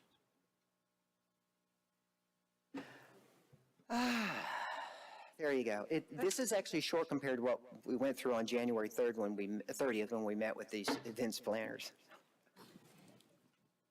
Put it up to council for any. Yep. If I could start. So thank you, Michael. A bit more detail than I was expecting, but I appreciate it. So kind of going through the list of items that I wanted to inquire further. The first one is the event advertising. So it says pre-promotion and or advertising of an event without the approval of a special event permit is discouraged.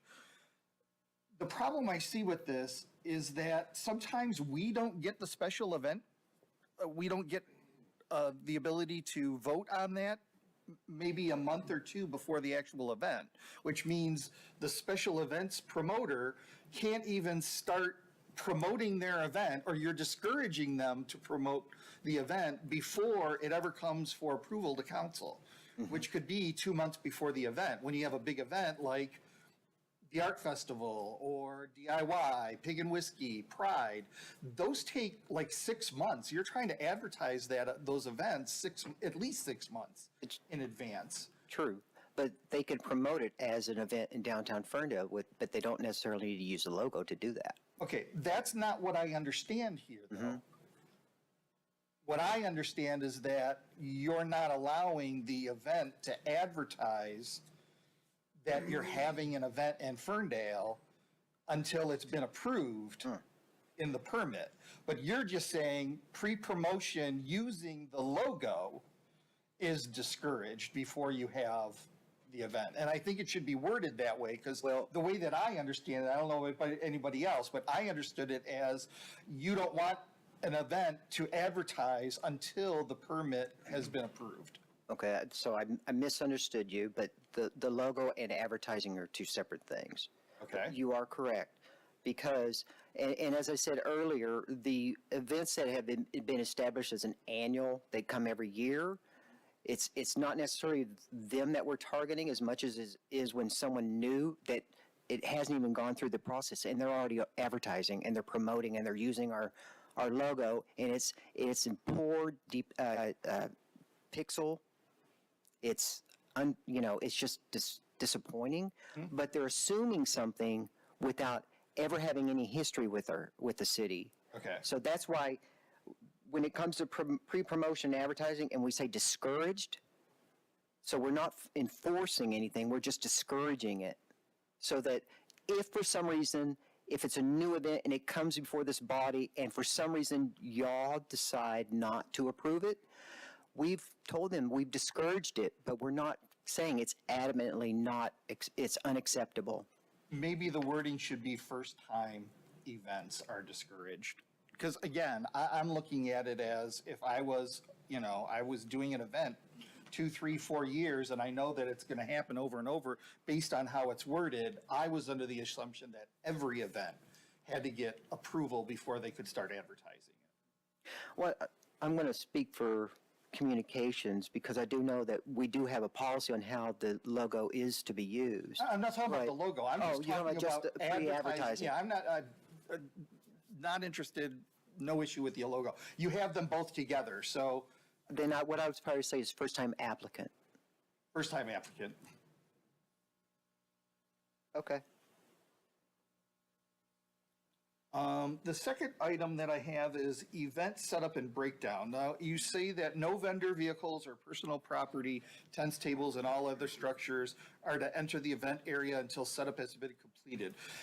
What setup are you talking about? Because a lot of vendors that come into a lot of events, they're bringing their own stuff to set up. They're bringing their own tents and their own tables. So at what point in some of these events are you saying that this has to be done before you can let these other vendors in that are also going to be setting up equipment? Well, this specifically has to do with the event itself and its equipment. So you're talking about, well, because the event sets up tents and tables and chairs. Right. So you're exactly correct. And they also set up, they have someone who comes in and sets up the stage. They place the portable toilets. The food trucks come in. We need to discourage more people on the street during that chaos. This is about trying to reduce the chaos. Mm-hmm. It's not ever going to be perfect. The policy is only a guide. That's why it's called the guidebook. It's not set and done, but there has to be some kind of structure to make sure that we know as a city that we're doing our due diligence to be as safe as we can make it. It's never going to be perfect. Understand. Yeah. I guess I just want to make sure that there's some flexibility, because I know with a lot of events they have timing. I have, the porta potties delivered at 7. I have the stage coming in, at 7:30. Sometimes it takes a little longer for the porta potties to come in, or it takes longer to finish the stage, and then you have 100 vendors standing in line waiting to drive in. So I just want to make sure that there's a little bit of flexibility in, this is what we planned on. This is how the world works. Yeah, I mean, we do ask for a timeline schedule. Okay. And Julia, for example, is really good at providing that kind of schedule for us. And yeah, it's not ever going to be perfect, but she's also a good communicator. Well, she will let us know if something's not going well. So at least the communication between her and myself or with public safety is spot on. So if I may, Councilmember, just to maybe try to clarify this a little bit, just in my head, since you brought this up and now I'm thinking about it. So thinking about an event, I'm trying to, conceptualizing this, an event like Pride, where we have, let's call it the event and all the infrastructure around the event. And then we have individual vendors, tents, these folks who also need to set up their stuff. What this policy is saying is basically, Julia and her team, they're going to make sure the stage is set up, make sure the water stations are out, all that kind of infrastructure stuff. Julia's shaking her head at me, but I can't see that there'd be any other way that we would do this other than setting up the main infrastructure of the event. And then the people who have tents can come in and do their tents. Because while we're setting up stages, while we're having DPW do their thing, all this other stuff that's provided, that's got to get it set up first. Because otherwise, if I have got Huntington Bank coming in trying to do all their stuff, and they're moving around in the space, that's adding people who don't need to be there at that moment for the event to be set up. Is that at all conceptually accurate? I'll give you an example of a lot of vendors come in vehicles and they want to pull onto the street, unload, and then there's another car behind them and another car behind them, and sometimes they don't unload, get back in the car, go park it, come back and start setting up. There becomes chaos. So again, this is designed so that we can reduce that headache for not just the event itself, but also for public safety, who has great concerns when this kind of situation happens. And there's also the great concern that when you're building a stage, what if something accidentally drops when they're 20 feet in the air? You don't want public walking around possibly getting hit, because it's not just the event that gets sued, it's the city also. So it's designed in a lot of ways about public safety. And again, it's another thing, it's not perfect. It's a guide to help us reduce this kind of concern. Understood. But, to be clear, I'm not in the business of adopting policies, whether they're perfect or imperfect, but I'm also not in the business of adopting policies if it feels like there's still work to be done. There always will be work to be done. Understood. But again, adopting a policy because it's the policy of the government, whether it's a guidebook and it's non-binding, it's still a policy of the government. If we have this kind of uncertainty about how these things are going to be applied or interpreted, I think we have to make sure we get it right before this body adopts something. I'm not saying the work was not good, but I'm saying that we've already gotten 2 points in and we're not 100% sure exactly what this policy means. And what is being asked of this council is that we adopt, on behalf of the city, this policy and stand behind it. I don't know that I can explain some of this policy because I don't feel like I understand how some of these things work in actuality. And if I don't understand it, I can't then impose this policy and ask vendors and the public to also try to comply with this policy. And so I think that this is not ripe for a vote tonight. I don't know that I'm ready to vote on this because I think we need to make sure that some of these issues that Councilmember Pollica has brought up and some of my concerns, I want them more explicitly stated. I don't, I want them written out and more clear than what we're getting here at the table. Does that make sense? So, Michael, may I ask, all of these items, these red items jotted in red, are these new additions to the policy, all of them? Yes, they're either new additions or they're, such as like I was saying about some of the fire code. We just want to inform, it's about informing the event planners of what is expected of them, because The situation is that we have a lot of conversations and then something happens and we say, well, you shouldn't be doing this. But there's nothing that's written saying you shouldn't be doing this. So it's just like I was saying about the food vendors. If you give the information to an event planner who then is supposed to be giving it to the food vendor, and the food vendor then says he never got it, but if we put it in the policy that says this needs to happen, but if that's not going to be the problem, then we're looking for the solution. And the solution is then the Department of the Special Events will take that responsibility to actually contact these food vendors so that now they're accountable because we know that they were communicated with. And they can't blame the event planner for saying what allegedly was said or not. And I'm sorry. Go ahead, you finish. I'm saying that it's always been my understanding when there's a city ordinance, which there is a special events ordinance, and within that, then you are allowed to create policy guidelines. Guidelines are not necessarily supposed to be law; they're supposed to be guides, something to guide people to better understand what your expectations are, and not necessarily. So I think that the term guide is the key here, that if it's not going to be perfect language, and we don't want a 300-page policy booklet either. And even the existing policy is written similar to the same thing, where it implies things that you need to do, but it's also based on reverting back to like fire code safety. So if that's not clear enough, that's why the fire code safety rule is there, where it is the 50 pages that you can look at. But we can't put everything in here, or we would have, the city of Ferndale Bible. Yes, but Go ahead. Okay. Sorry. So do we have, regarding the activities the events that are to come up this year, we already have a schedule of those events?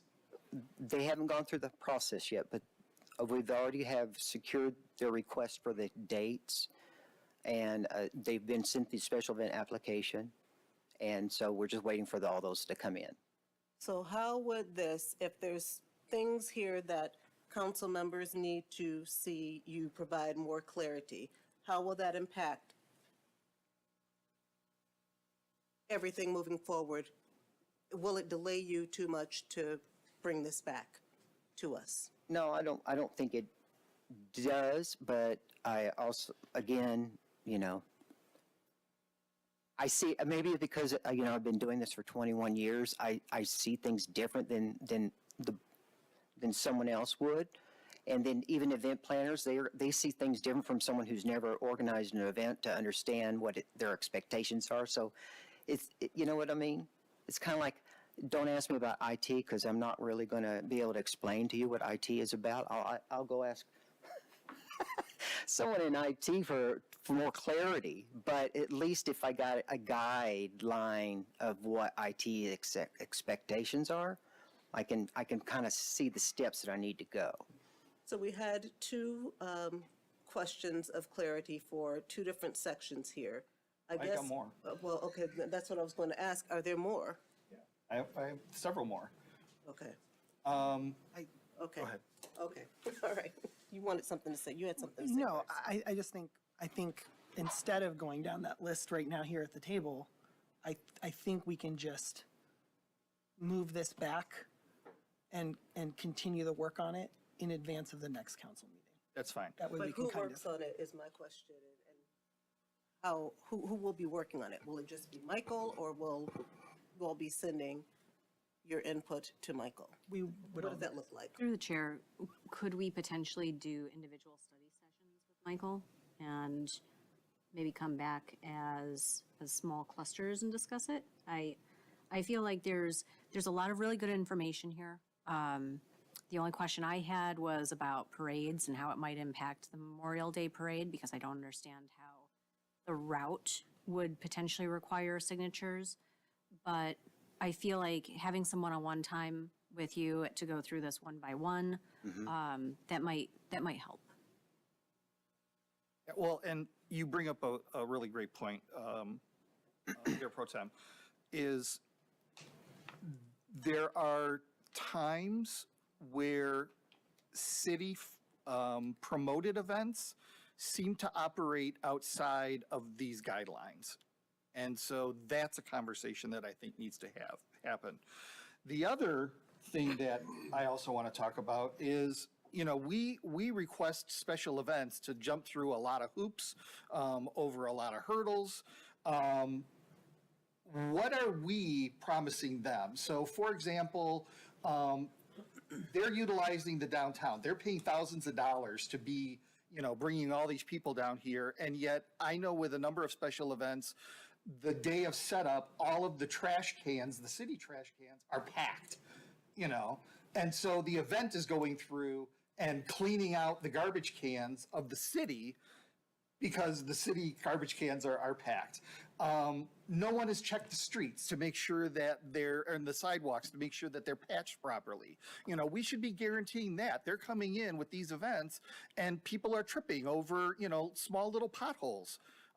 That's something that we should be promising to these events. And I know that this is a guideline, but I think as part of the whole special events process that, you know, if we're going to ask these people to come in, we should be guaranteeing them something, that they're going to have a safe, walkable space to operate in, that they're going to have a clean space to operate in.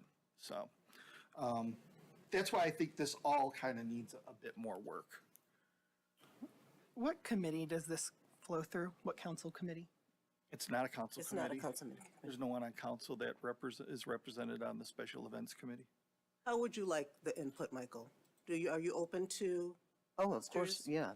I just want to reemphasize that, you know, we could spend a lot of time in adding a lot of words, but then you're going to have more people uninterested in reading the policy rather than understanding why we have policy. Yeah, but if we're going to set expectations for people, those need to be clear. And if they're not clear to us, then I can't expect the public to be clear on them. That's the point. It's not that we want to add a whole bunch of extra language. It's that the language we have needs to be clearer so that when we set an expectation, it's just like a staff review. If my boss doesn't set expectations for me, then I don't know exactly, if I'm not clear what that is, then I don't know exactly how to comply. And then I've been set up for failure. And so I think we just want to make sure that these events folks are very clear about what's happening. So my position as a council member and my policy will always be that if I myself cannot understand what I'm voting on, I will not do it because I have to be able to say that I'm setting an expectation that I myself understand. So I think that I'm going to move to table this and we will have discussions offline to make sure that we just get our questions answered. Sure. Because I think it would take too long to do it here at the table tonight. So that being said, Madam Mayor, I do move that this be tabled until the next regular council session. Support. Johnson, Yes. Mikulski, Yes. Kelly, Yes. Polika, Yes. Leaks May. Yes. Thanks. All right. Thank you, Michael. You're welcome. I don't think that it will be a whole lot of revisions, but just to be on the safe side, I hope. Sure, absolutely. Thank you. All right. With that being said, we are now at the point where it's called to council, and James, I will defer it to you for department head updates. Wasn't there one more item that got pulled from consent to discuss? No, that was tabled? It's tabled. Okay. Yeah. All right. So with that, then first up, Kara will step in for finance to give some announcements. My area? Okay. So our city clerk tells me that at this time every year, our finance director reads something from Oakland County Treasurer's Office about foreclosure prevention, and so I'm going to read that on his behalf. The Oakland County Treasurer's Office is in the final stretch of our foreclosure prevention efforts. Tax foreclosure deadline for the 2022 and/or prior year taxes is March 31st of 25. That means if these taxes aren't paid off by March 31st, or any interested party hasn't entered into a repayment schedule with the treasurer's office by then, the property will be foreclosed. Since December of 2024, the Treasurer's Office has conducted over 1,000 taxpayer assistance meetings to assist taxpayers with keeping their properties by working with them to get on a repayment schedule or identifying resources that may be beneficial to them in their situations. We're here to help. They're here to help. I'm sorry, reading this on their behalf. They're here to help and strongly encourage taxpayers to contact them before the tax foreclosure deadline if they have delinquent taxes for 2022 or prior. Any taxpayer interested in taking advantage of this and scheduling a taxpayer assistance meeting can call the county at 248-858-0611, or they can head online to www.oakgov.com/treasurer. We will make sure that this information is on the city's website and social media, because the next announcement also from finance is another reminder that the last day to pay any remaining summer or winter property tax balances is Friday, February 28th. Beginning March 1st, all unpaid 2024 property taxes are considered delinquent and have to be paid with additional penalties to Oakland County Treasurer. So though City Hall is normally closed on Fridays, they are going to be open to the public for limited hours to accept tax payments on Friday, February 28th. So they're going to be open from 8 a.m. until noon, and anybody who's doing the last minute payment can come and see them at that point. If you have any questions about that, I probably won't know the answer, but feel free to ask. And since I'm already up here, I just want to thank everybody all so much. I'm not one for this kind of emotional stuff, but I appreciate you all. I just celebrated my 10-year anniversary in January, and I was thinking back to starting here in 2015. There was no communications department, no policies, no anything. They had one social media page. It was a Facebook page, and the ability for users of the page to comment or message had been turned off. So it was literally just a megaphone, and I just feel like we've built a really great thing here, and it's really been my honor and privilege to work for all of you and for everybody in this community, and I will continue to be around. So, and I will bless Riley with the stop clock. She will take it from there. And also, I'm extending this by 30 seconds, but my niece will go crazy over this.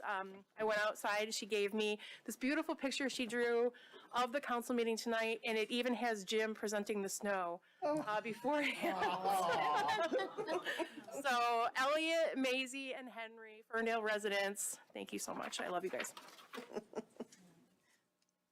Thank you, Kara.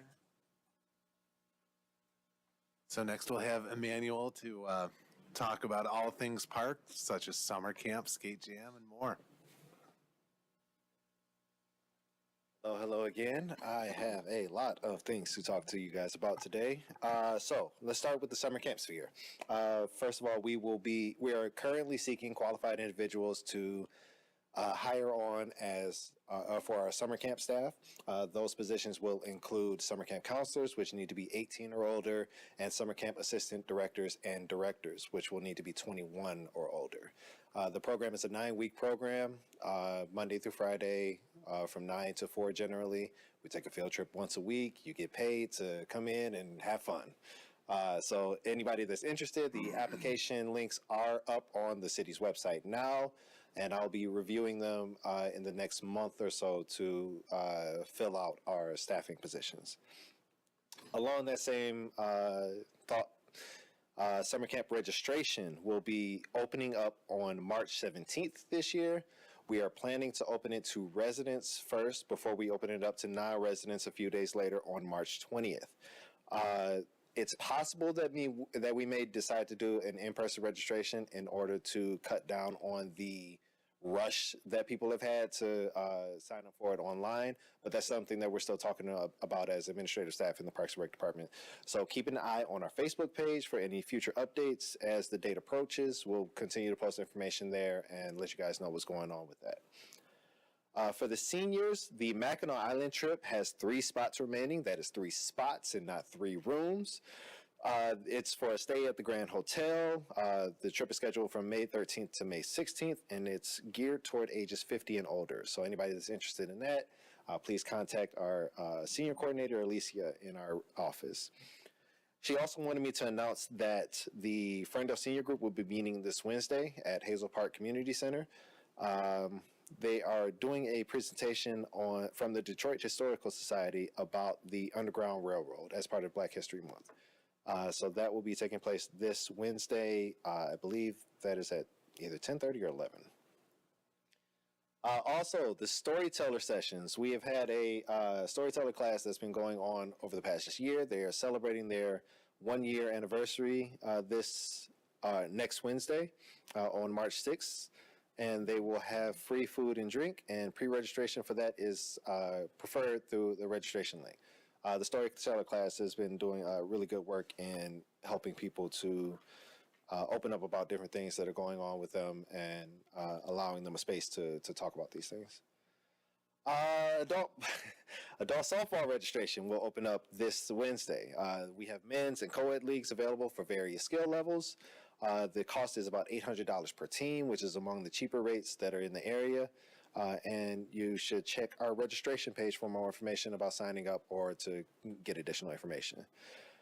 We are currently seeking sponsorships for our Gary Park Skate Jam that is scheduled for June 7th and includes skate park competitions, family activities, music, food. Any businesses that are interested in coming out, hosting a vendor table, having some signage out there, helping us to put the event on for the community, please contact me at my email address, which will be listed on the Ferndale website. And lastly, Jesus, a lot. Administrative staff will be going to the MParks conference next week, so we will be out of the office all week.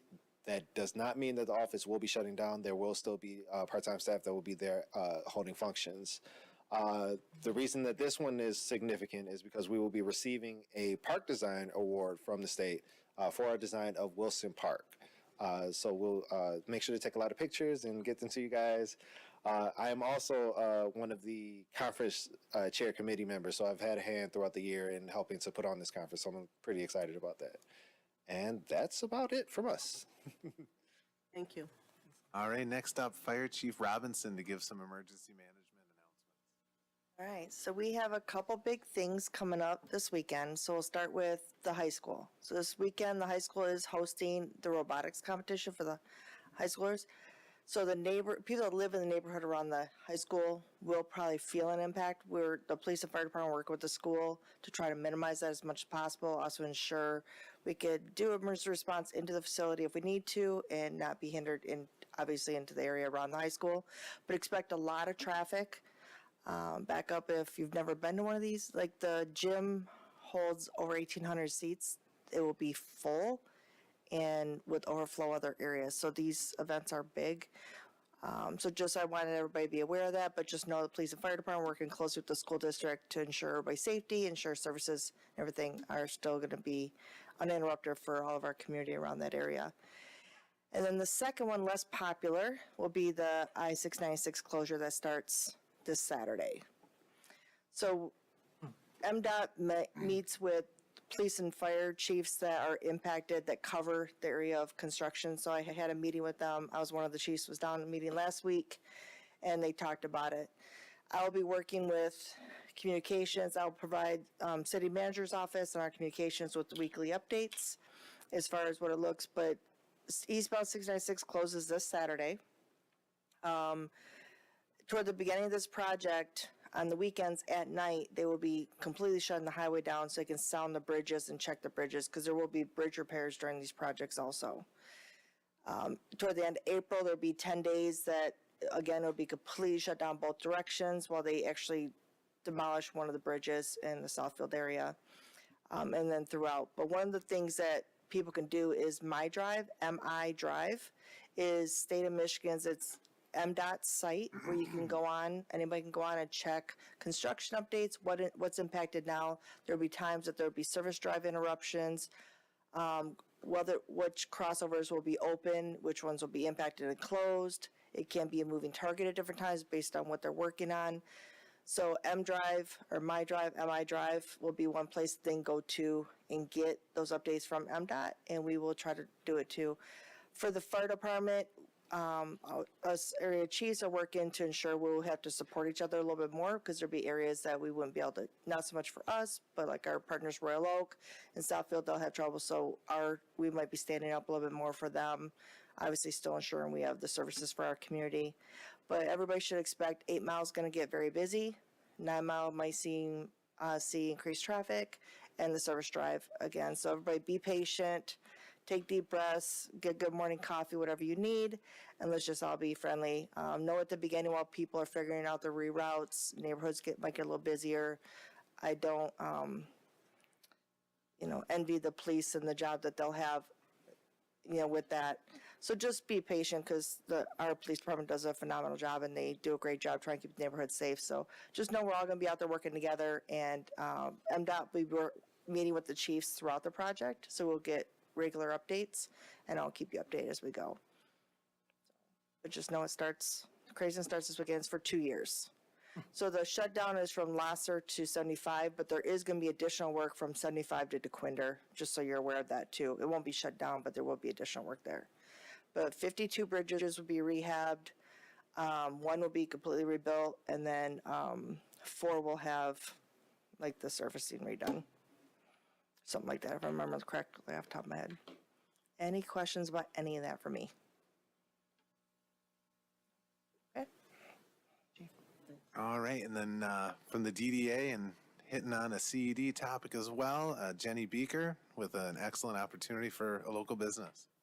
Good evening, Mayor and Council. This is a friendly reminder that we, as a redevelopment-ready certified community and a select-level Main Street city, are eligible for a MEDC Match on Main grant. This is up to $25,000 for 1 to 2 Ferndale businesses. It is a reimbursement model that requires 10% matching from the business owner, but it's a great way to establish or reestablish a place-based business here in Ferndale.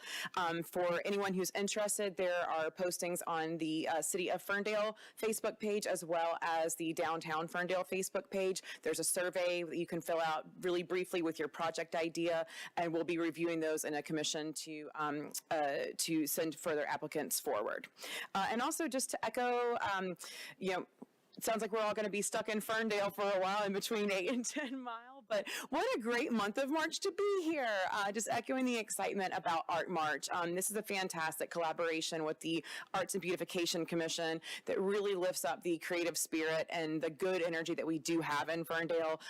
So please look at the calendar for that. We've got some great artist discussions happening at Barrel House, Western Market, Syndicate, lots of activities program throughout the month of March, family-friendly and free creative opportunities. So please check that out and follow us on social media. Thank you. And so with that, Mayor, we'll turn it back to you. Okay. All right, I will go to my right. We'll start with Mayor Pro Tem.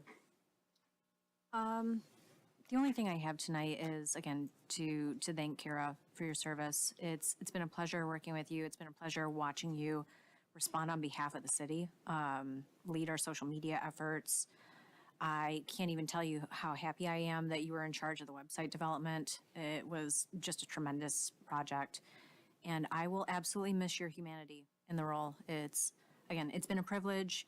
Royal Oak will be great for you. They will benefit from you, and I look forward to seeing what you have to do there. Councilmember Kelly. Okay, I have a few things. Some of y'all might recall that the CED department was able to secure $380,000 for our ULSA grant, and that's going to be going live tomorrow. We're super excited about it. Been doing a lot of work behind the scenes on that. So stay tuned on the website. We'll be dropping it. It's going to cover heating, plumbing, accessibility, and roof repair replacement, along with major yard cleanups. The max is $5,000 per household. The deadline is going to be April 28th, so make sure you're following along and are able to get your applications in. And then the Ferndale, the Arts and Beautification Committee is having their third quarterly artist think tank.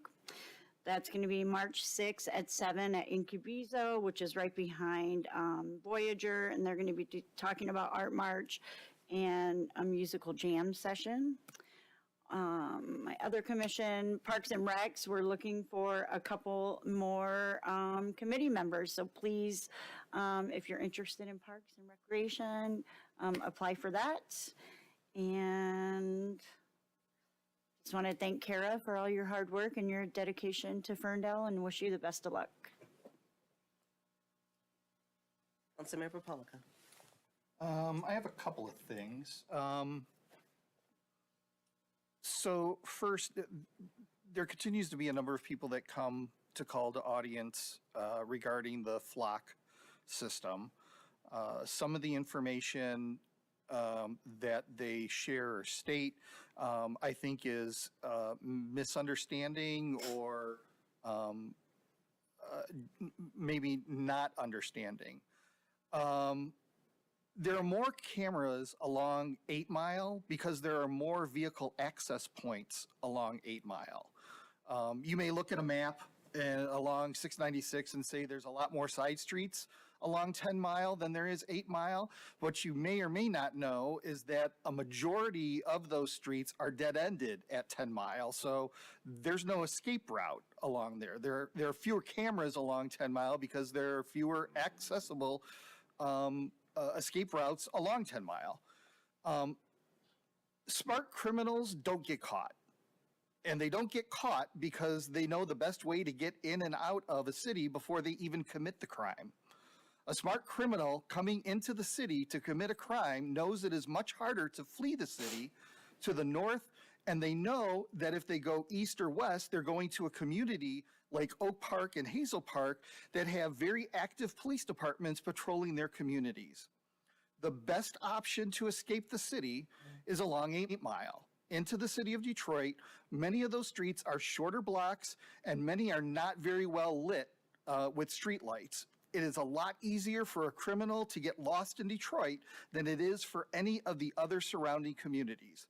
This isn't a racial thing, it's a geography thing.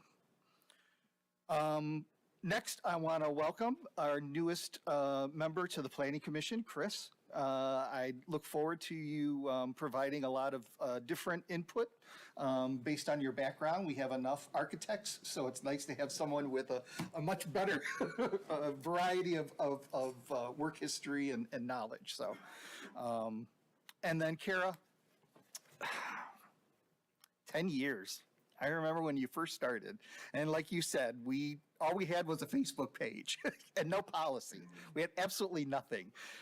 You created the communications department from nothing. You created all the policies and the procedures. It's truly been amazing to work with you. You're just a wonderful, exciting and energetic person, and you're going to be missed. I'm going to miss you. Yeah. But thank you so much. And with that, I turn it over to you, Mayor. Councilmember Johnson. The only thing I have is also to thank Kara, and I share your sentiment on not big emotional scenes. So I will say thank you. And I will say that as regards your Diet Coke habit, an intervention is required. Because the only story I will tell about Kara is the time at City Hall when I came in to help prepare for an election. And I used Kara's office on that day. And I sat at her desk and my feet made this weird crunchy crinkly noise.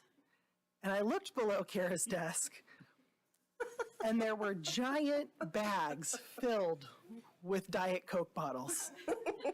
I mean, an unbelievable quantity of Diet Coke bottles. And so I took a picture and I sent it to Kara, and I said, I'm at your desk and this is a problem. So just keep being you, keep doing what you do, do your amazing communication thing with Royal Oak. I know you won't take your foot off the gas, and you're going to do amazing things there. And look forward to seeing you around. Thank you. With that being said, I do have a couple things, but first I want to thank Kara for her 10 years of service. I have learned so much from you, and I cannot tell you how much you've helped me all last year. from beginning of the year to the end, with all of your communications assistance that I've needed to help with my first year as being mayor. You've been a wealth of knowledge, and I'm going to miss you considerably. I do have a Kara story too. I don't remember where we were going, but you and I were, I don't know if we were carpooling or what, where we were going, but I do recall not knowing you very well. And from the time we left to go to our destination and from the time we got there, I remember getting to know so much about you.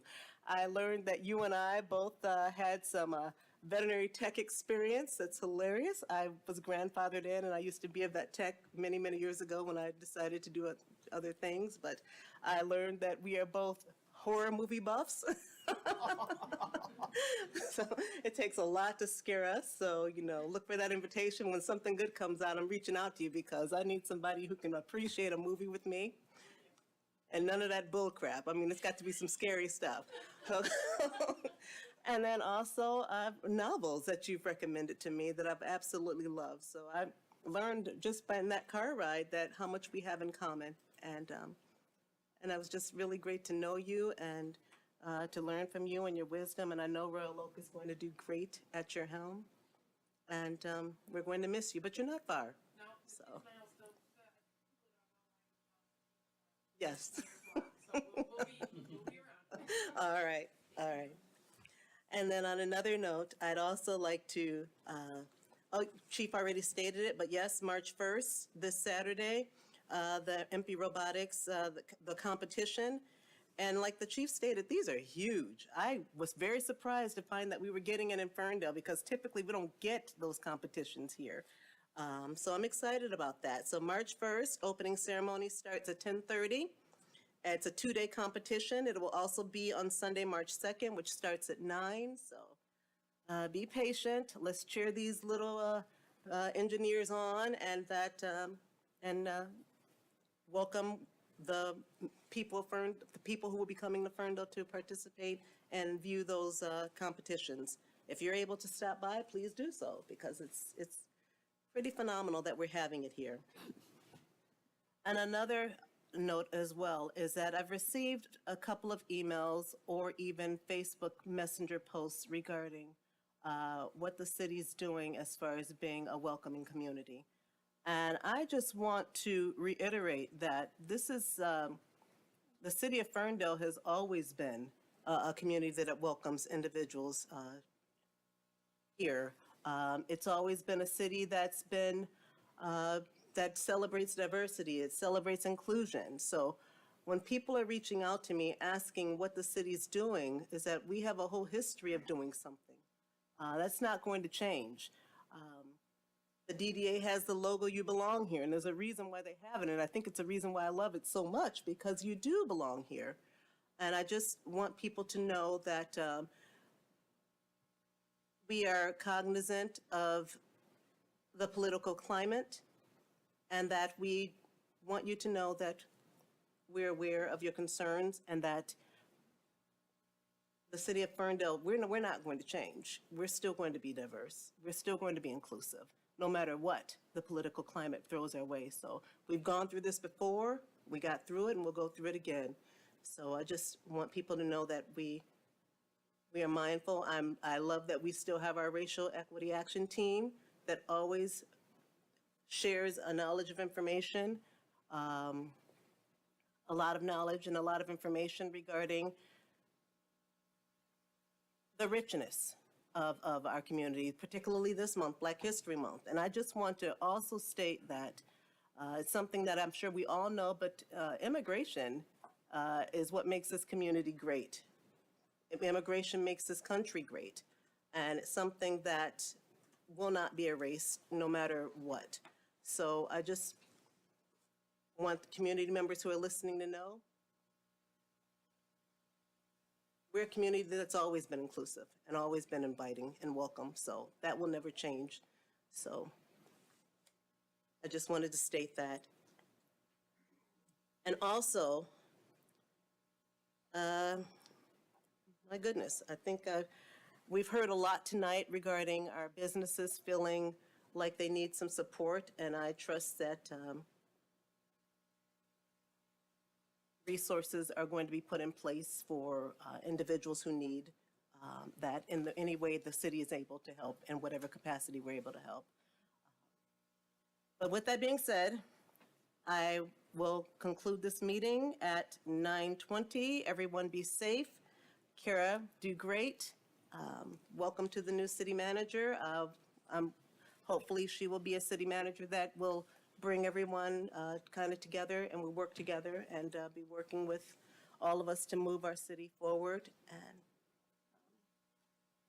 I look forward to great things, but working with all of you. Thank you to council for going over the contract with me. That was a brand new initiative for me, a brand new experience, but thank you, Dan and John, for making it so understandable and easy. I feel like I got through it, so bring them on. I'm ready for more. So with that being said, this meeting is adjourned at 9:21. Have a good night.